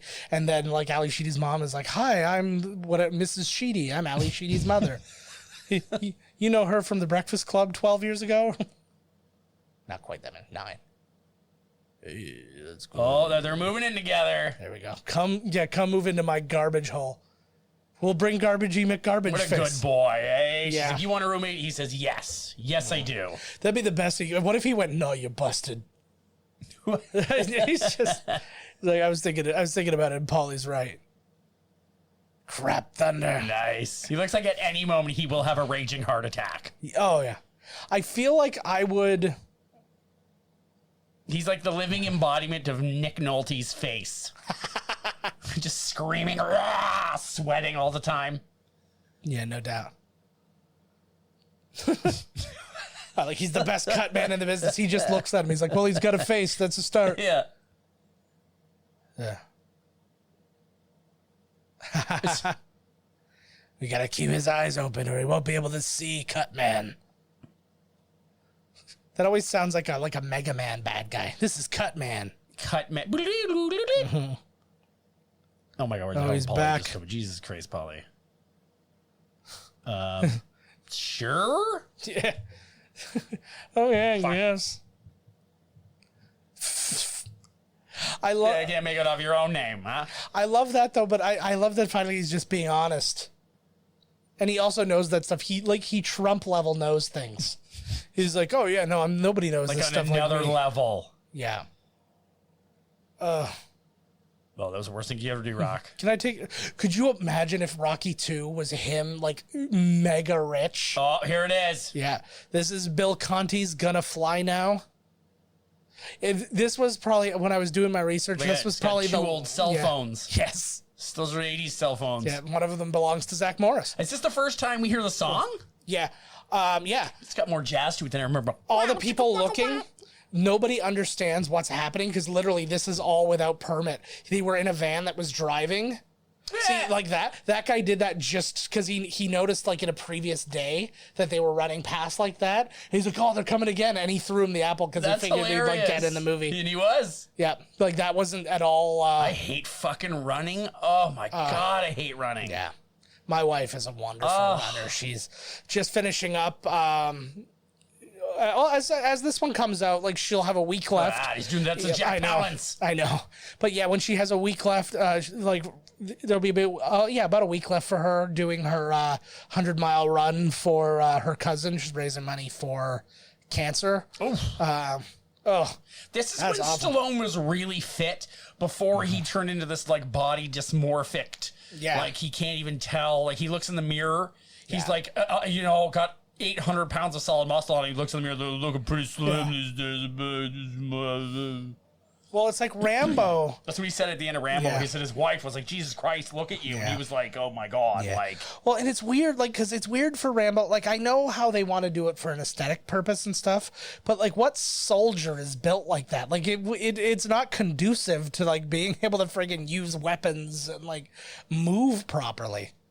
So like, got this the was another one. shipyard back there. So literally, they're driving around places, making sure there's no cops with John Avildsen behind the camera in the van, and they're like, "Here's a good spot. Go run by the ship." And they're literally just driving in a van, and he's just shooting him in the van. That's fucking awesome. And then so they're like, do a couple minutes. Now this is an interesting thing.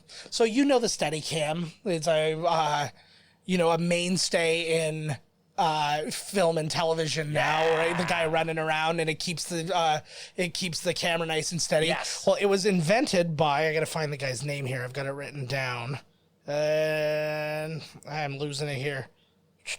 It was invented by a guy, a cinematographer named Garrett Brown, and he had just invented it like just prior to this movie, or like fairly prior to this movie, and he was showing some random footage, and it was footage of his sister. end. It was footage of his sister running up these stairs. Oh, no way. And it's him going up the stairs with her, and it's one nice solid shot because that's what the Steadicam is. It's got like all the shocks and stuff. to Right, keep it yeah. from- So this is actually the third movie ever that uses the Steadicam. Ah, no way. So I have Bound for Glory and Marathon Man. Both movies came out the same Both year. running. Yeah, both. Oh, no, Marathon Man is not about running. Is it safe? Whatever, he runs, though. But it's steady. And, but yeah, basically the idea was that this guy invented it like this year and he got 3 movies out of it, but this being the biggest movie of the year, he got to be a part of that. And Steadicam became a gigantic thing. Like it's in every movie. It's now. every fucking movie uses that thing now. That guy was just like thought of something yeah. that everyone was like, why can't we just have something that keeps the goddamn camera straight? Yeah, why is it when we have a cameraman just holding a camera, it shakes like a motherfucker? Oh, they got the ring. They got the whole place ready. So here's another great mistake that they found where he's going to point it out for us in a second, because this is actually the brilliance of his screenwriting in such a low budget environment. It's weird. I guess because he's the fighter, he's allowed to be there, but it just feels weird to me that they just let some dude come in and wander walk around. But I guess they have the right to be able to come and like examine the ring and the venue and stuff prior to the fight. That's got to be some kind of legal thing. Nah, I wouldn't think so. No, Nah, I think that he probably was just like, hey, they're like, hey, you're the guy, you're Rocky Balboa, just come in. just get in here. Yeah, just fucking go in there. All right. I know, I'm sure So- that they're, So here's the interesting thing. So okay, we see him there with red shorts with a white stripe, and I'm waiting for him to actually talk to the guy, but there's nobody there. Oh, here he is. He's such a he was built to be this character. Like he's so fucking weird. See, the poster is incorrect. He's going to say, see, he's actually wearing the opposite colors on his pants, and they made the mistake. Like the people who made that photo, it was supposed to be the right colors, and they got it wrong, and they couldn't afford to fix it. So they were like that. So he was just like, well, let's just call it out then. And so then nobody calls it out on us. And he's like, that's cool. And it was a nice scene too, because he does that. And then what does the guy say? He's like, does it really matter? Yeah, like fuck it, who cares? Like, you're going to get crushed. They're not going to even recognize him. They're like, wait a minute, the guy in the poster, that's not the same guy. Yeah. Wait a minute. Different pants on. They're both wearing red and white. How do I tell them apart? Exactly. Man. He's got the bell there. Do you imagine performing in the middle of all those people? It's like being a wrestler. Yeah. Only getting punched ass. in the face. I don't want to get punched in the face. Punch you in the ass. Oh, yeah, I'm fine with that. I used to do that professionally. They look like they're pretty good folding seats. Like now they're just pieces of shit. Like look at those chairs. They look awesome, actually. They don't even have that missing back part. Yeah, like fuck man, it's like a real seat. Looks like they have lumbar support. I saw somebody on Twitter. It was just a random person. It was nobody famous or anything like that.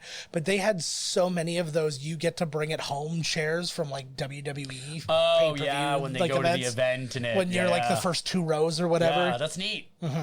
I'm always wondering about those though, because it's like that must be a pain in the ass to get home. Like, what if you flew, like, let's say, like, the WrestleMania was in Texas and you flew there. You'd fucking take that shit, dude. If I was that big, well, I guess you can. I'd fucking take the thing. I guess you could check it or something. I don't know. I don't know. I got my, don't worry about it. I got my own seat. Yeah. Sitting in the aisle, fucking smoking. Yeah, you hit some turbulence, you just fall over. You're like, oh, son of a bitch. She's been in bed for. Can't do it. Yeah, they actually tried to cut this scene from the movie, and he's like, it's kind of the most important scene if you really think about it. And they finally got him to shoot it, but there were a bunch of scenes. I guess there's a scene where he beats the shit out of the guy who took his locker. Right. And so they cut that one, which kind of makes sense because that's not really Rocky. Yeah, they wouldn't. Like, I don't think that his character would do that. That's a good job cutting that out. Yeah, and then there was another scene that I'm forgetting now. I don't have it in here, but they just couldn't make it happen. That's fucking shoes in the bed again. Mm-hmm. Yeah, that's ugh. She should be. That is ugh. She should be yelling at him. I know. What the fuck? Like, get your goddamn shoes out of the bed. Yeah, you're not Paulie. Like, is that Not just a big drunk? It's a big radio. Don't give up now, Rocky. Like, they're in a single bed. They're like sleeping together in a single bed. Every time she raises her head, she smacks her head on that giant radio. I dig it. It's not true, Rocky. Girl, you better rock him right now. Yeah. You better rock the Rocky. She reaches around and just pulls it out full frontal style. Well, they haven't had sex in like 80 years, so it's probably going to take just a one tugger. That's why he's screaming her name at the end of the movie. He's like, he can't see. His face is falling apart. And he's like, we got to do it now. It doesn't matter if women weaken legs. The fight's over. I don't even want to know who won. All he wants to do is go the distance. Mm-hmm. He's going. Me too, brother. Yeah, they've never made it.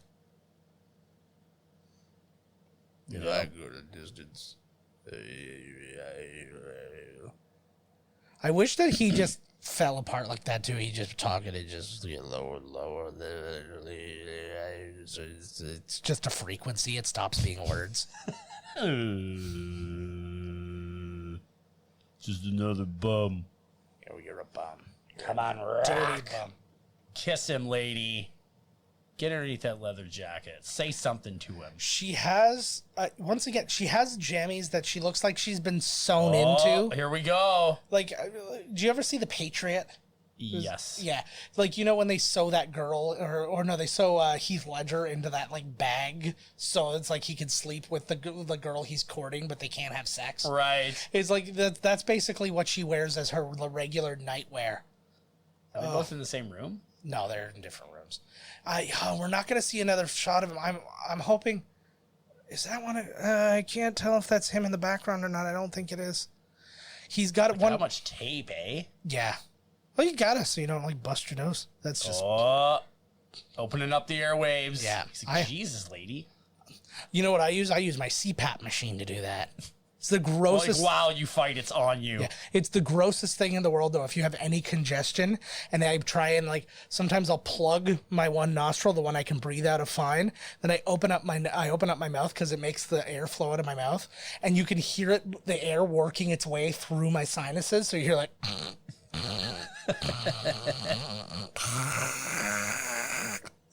It was an so amazing gross. sound. It sounds like, you know, like that sucker thing at the dentist, and when your tongue, you know, it kind of makes that fucking noise. Yeah. But I always wonder every time, because it's like it's never disturbed Carrie if I do that or something. So it makes me wonder if it's like inside my head, like, you know, when you have like something like on your tooth or something like that, and you hear that like wee or something like that. It's like not everybody can hear it as loud as you. So maybe I'm hearing it just because it's inside my head. Right, probably. That's probably exactly. Awesome. Thank you for validating me. That's all I need. The Shamrock Meats sponsorship. That's the thing. I still blow my mind. It still blows my mind. I watch I watch soccer games and stuff like that. Like I broadcast them for work, and they have so many fucking sponsors and stuff like that. And I'm like, it's just on their clothes, and I'm like, that blows my mind. But apparently, they're looking at doing that for like NBA and stuff like that. Right. Yeah, because they need more money. Yeah. I would love that too. Like when you make a shit ton of money, they just give you things for free. Mm-hmm. Oh, you don't have to pay for that. You're rich. Here, just take one. Yeah. Or if you make money, you find a way to make more money. I like that people are just allowed to walk up to him. Like, what's the security? He's not the champ. Yeah, but still, it's like the situation. Like, people are literally walking out in front of him and blocking his way to the. Like, you would think there'd be rails up, like that would, you know. I couldn't touch the Brooklyn Brawler. Why can I get in front of Rocky? That's a real star. Uh-huh. Look at the old steps there. It's just like a couple boxes. Mm-hmm. Like, remember when, like, Tyson and McNeely fought and stuff like that? Didn't you just so hope that McNeely would, like, pull something off? Say? Or, like, when Tyson and McNeely fought or something like that? Like, those one... After, like, Tyson came out of jail and he, like, fought a bunch of bums. Right off the bat. Like, didn't you just want, like, McNeely or something like that to just... Well. Not McNeely. Dude. Not the first guy, though. No. McNeely got crushed. I can't remember. He's going to fight Roy Jones Jr. Tyson. Yeah. I think Roy Jones Jr. is going to kick his ass. I think so. Because Roy Jones Jr. I think Roy Jones Jr. is going to wail on him. Because he's super fast. Tyson's like an old Tyson. The thing was, Tyson was good, but I believe people say like he's got more of a reputation than he does. I believe he's overblown. Yeah. I don't believe he's nearly the best fighter that they say he is. What Tyson was a super hard puncher. He was fast and he was relentless. So he would go at you like a fucking maniac, and usually that was enough. Whereas like other people need to strategize a bit more, need to utilize their strengths and stuff like that. Like like thinking about like the rope-a-dope, thinking about like, and it was like George Foreman was the same kind of thing. He was a good fighter and stuff like that. Who is he? Did he bite? Holyfield. Oh, Holyfield had him. Yeah. Holyfield had him dead to rights in both fights. Yeah, absolutely. Holyfield outboxed him, he outfought him, and Tyson got all bitchy and then bit his fucking ear. Yep. Which I would have done. But he kept saying that like and that wasn't even the first time he bit him in that fight. He bit him a previous time but didn't get it, like take a chunk. You look at his own trainer guys like, stop it. He's like, stop being a fucking asshole. Yeah. Right? Like he's like, stop it. Yeah. Focus. Well, that's the thing. I really like that too. They should have given him a bit more, because he does foreshadow. No, Duke there, his trainer, because a couple times he's like, dude, you got to look, this guy's like training hard, stuff like that. And it's basically the Rocky 3 thing, like in reverse, obviously. But he's like, you're not taking this seriously enough. Like, you should take every fight fucking seriously. Yeah, and regardless of what they are, right? Mm-hmm. Yeah, when he was watching him punch the meat. Yeah. But he was trying to make this like a big show, like, I'm the good guy for giving him the shot. Yeah. See, the American dream. Yeah. This guy, like, it's a total like a bad guy, like European bad guy. Uh-huh. Oh, there's his old boss. Oh my God! Look at the lady he's got. There's no way that's not a prostitute. Oh yeah, well he just got $3,000 for that thing, so yeah, exactly. So you just paid it all on that girl, right? Nice. See, I didn't even catch the price, so you're all over the place. So this was the only. So it's Joe Frazier. He was literally the only. I like that green. I know, it's not bad, eh? He was literally. I guess they put like an all call to all like former heavyweights and stuff, and he's the only one who showed up. That's awesome. So, well, I feel bad for him though. Joe Frazier, man, he'd been boxing for a long time at this point. Like, he was an old man in all this. But yeah, like, would you feel kind of bad when you show up and you're like, oh, like, probably some other guys are going to be out here, and then you see nobody else came. You're like, I'm just going to go. He's a good boxer, though. Oh, he's a great boxer. Fucking A. Great boxer. And now, after he got in on the ground floor, right, you can be like, fuck, I'm in Rocky, motherfuckers. Yeah, exactly. That's why Hulk Hogan did it. Oh, yeah. He wails on Rocky, although he does have over 500 pounds and like 18 feet on him. I am Thunderlips, baby. That was his acting in that movie. It's fantastic. I love that scene, too, because he beats the shit out of him, and then afterwards they're all booing him, and then he's like, oh, it was good stuff. Good stuff, It's a good show. We put it on after Rocky's like, what the fuck just happened? He's so scared. He's like, now that you're all calm, can I get a picture with my kid? Yeah, absolutely. I feel like that should have been behind the scenes, though, because, like, he broke kayfabe. He did that right in front of everybody. Yeah. I know it was a charity thing, but still, they didn't do that back then. I like, though, because they have to put, like, you know, he's so small. Stallone. So, but they're putting him off as a heavyweight. Somebody who's like 240 or something like that. So they had to say that Hulk Hogan was like 450 pounds or something like that. I mean, they said he was like 7 feet tall and 450 pounds. Because, close enough. Well, they just had to scale him up for poor he's fucking Stallone, huge. Right? Like, the Hulk is fucking gigantic. Yeah. This is fun. Oh, he's joking around too much. Yeah. He looks at Spider Rico's dead body in the corner. He's like, oh, yeah, I got to do that. Oh, fuck. Here we go. So in this 15 round fight, you actually see 4 of the rounds in their entirety. You do? Yeah. Holy fuck. And then the rest of it is just a lot of like a couple of punches, then another ding, and then like the round. But that's not bad. Like, fights are only, 3-minute rounds, right? So Jesus, you have a 3-15-minute rounds. Holy. Do you remember when we would wrestle? Yeah, no, 15 3-minute rounds. Yeah. It's exhausting. That's why, that's why they have to do so much, that's why they have to do so much cardio and stuff like that. Somebody actually did the stats on this fight, and I think it was, I don't have them written down here, but I think they said that Carl Weathers, Apollo Creed landed like 129 punches and missed 12. Right. And Rocky landed 59 punches and missed 6. That really tells you something. Like, when you see, like those numbers for real boxers, like, those numbers are way different because, like, you miss way more because people block in real boxing. Yes, yeah. Nobody ever boxed like like legit.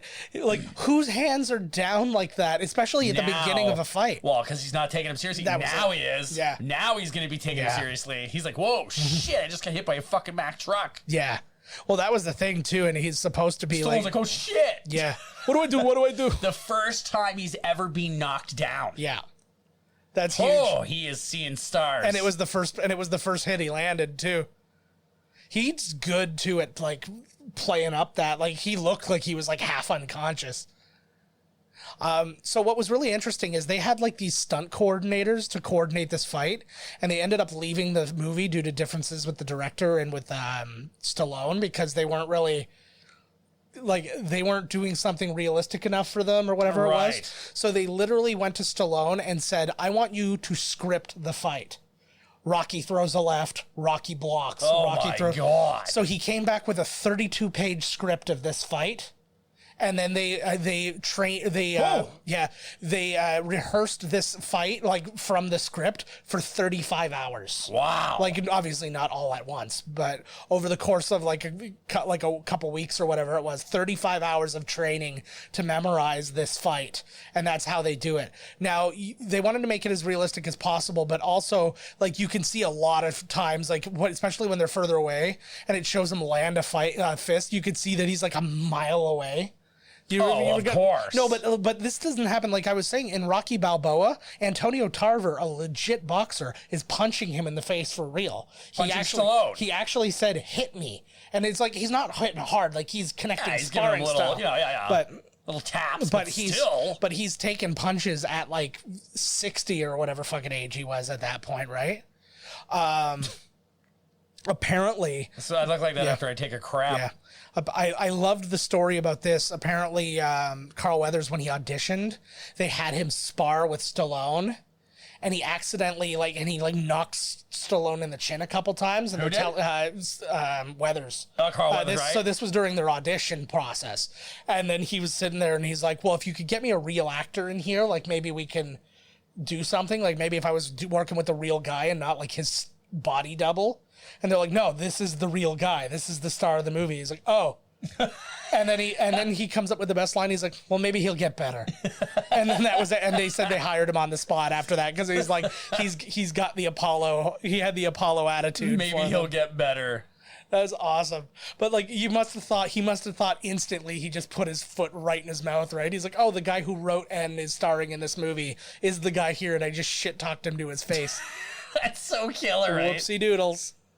That would have been not even like apologize or anything, just to be like, yeah, you might get better. How much water did they put in like this hair and stuff like when that? he did that big. This is the only Rocky movie that has no slow motion in the fight scenes too. Really? It's all whatever. There's some good ones in this one. Yeah, there's some. This is Fuck. This is my favorite song from Rocky. Everybody likes the Gonna Fly Now, but I always like this. Oh, And you know what? Fuck yeah. I Where my forgot- bitches is that? Where my bitches is I that? was just Where gonna- the fuck my bitch is that? I was just gonna say that was from the poor girl. That woman probably died from. Oh, like, I know, right? Didn't paint that girl poisoning. remember in Goldeneye or Golden Chick or Golden? Yeah, I know what you're talking. Gold Yeah, Body? she got something wrong with Poison her. or Yeah, something, yeah. because she inhaled some of the shit or Oh something. yeah. But look at that. she no, but anyways, I lost what I was saying. Now we were talking about. You said black don't crack. I didn't, but thank you. I was just like look at him beating a bee. Carl Weathers looks like he hasn't even been punched. I know, but he's got some sore ribs, and it's harsh too. Like they look like legit. They're in like the fight of their lives. Like Yeah. this turned into this if this is like a real world. It's like, oh my god, it'd be so amazing. But like apparently too, that was another thing. The largest part of the $1 million budget, like the thing that took up the biggest single chunk, The ring and was actually the makeup. Oh, So around the eyes and like to actually make the makeup look good and stuff like that for this fight. they are killing each other. I know. See, this is the thing. I would watch boxing all the time if nobody blocked.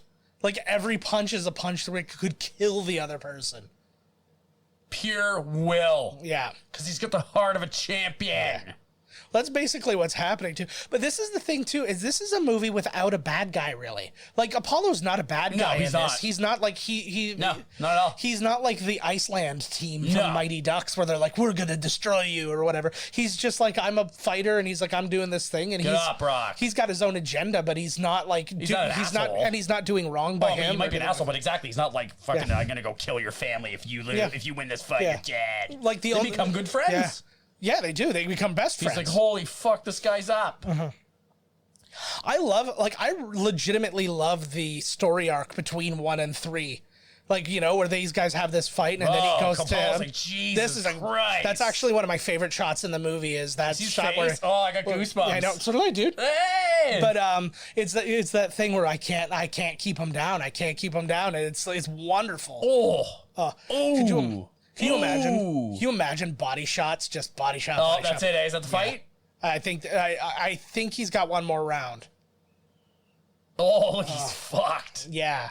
Oh, he's like my fucking ribs. I know. You would feel like a piece of ground up shit after Oh, this.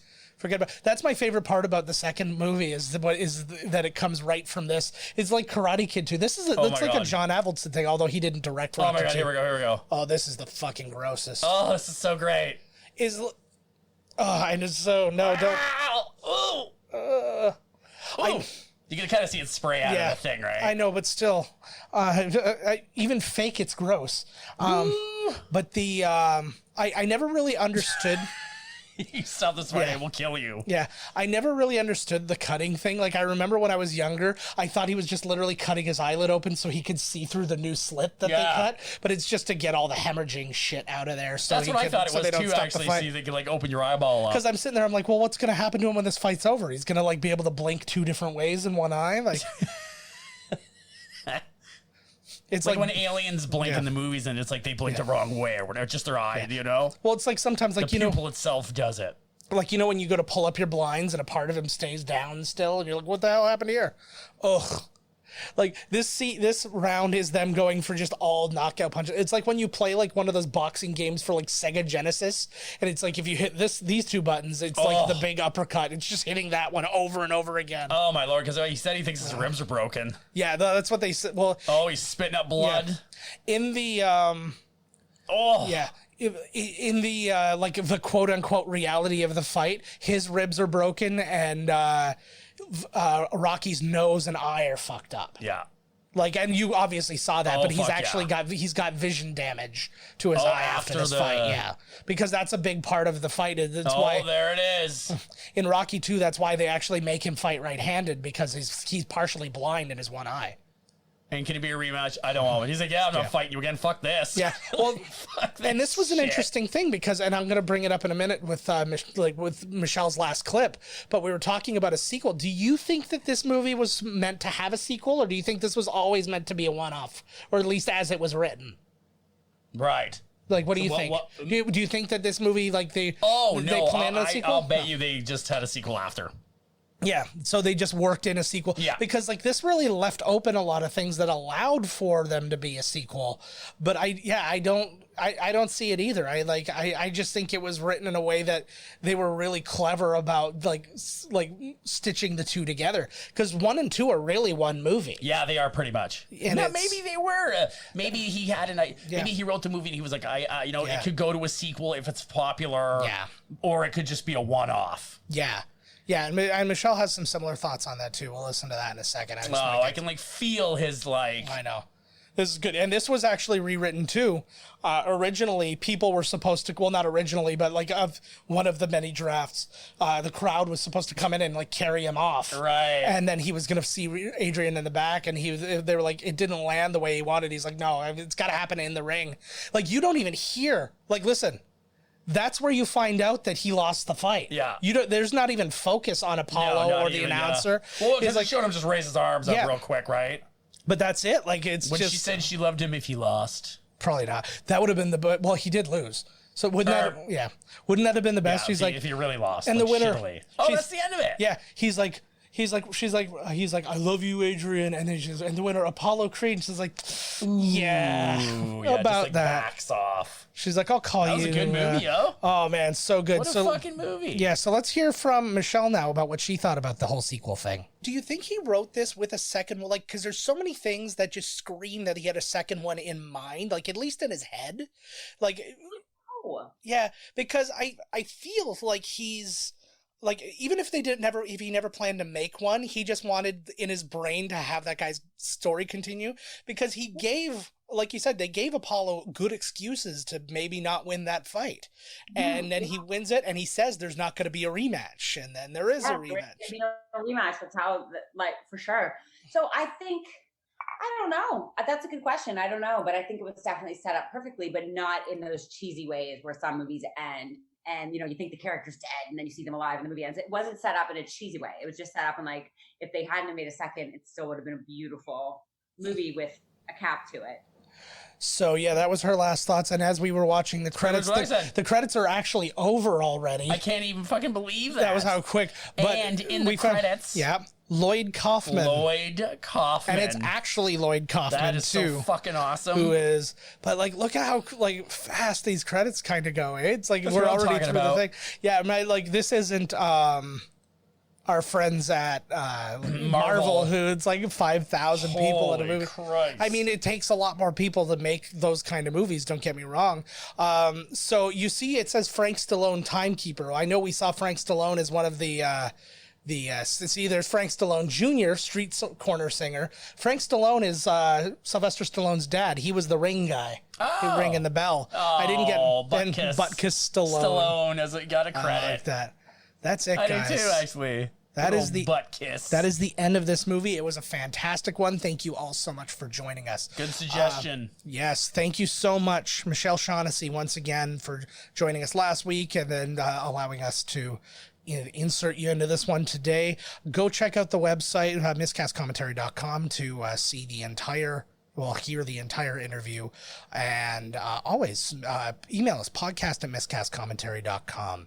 Find us on Twitter at miscastpodcast. I'm at JK Finley. Todd's at miscasttodd. Instagram at miscastcommentary. All those awesome ways to find us. I got nothing else for you this time, guys. I thank you so much for joining us. Join us next week. We're going to have another great one for you. We've got some more guests underway, so you'll hear about that next week. That's neato. And we're excited. We're getting there, guys. We're fucking getting there. Yeah, exactly. We're already there? What's there? We're getting there, baby. We're getting guests. Yeah, I do like that. Yeah. You see, we're getting calls. Yeah. People on the street. Yeah, I got tackled because I was. It had nothing to do with the podcast. It was a public. Call me a fucking asshole. It was a public nudity arrest. Again. Yeah, exactly. The cops pulled. They're like, "Oh Jesus, Joe, come on." Strike 3. Actually, more like ball 2. And that's why we get guests now. That's right. All right, guys. We will see you next week. Bye-bye. Bye. This has been Miscast Commentary with your hosts, Joe Finley and Todd Murray. Executive producer, Joe Finley. Be sure to like, comment, and subscribe to the podcast wherever you listen. Visit www.miscastcommentary.com for all news related to the podcast. Miscast Commentary is a Miscast Media production.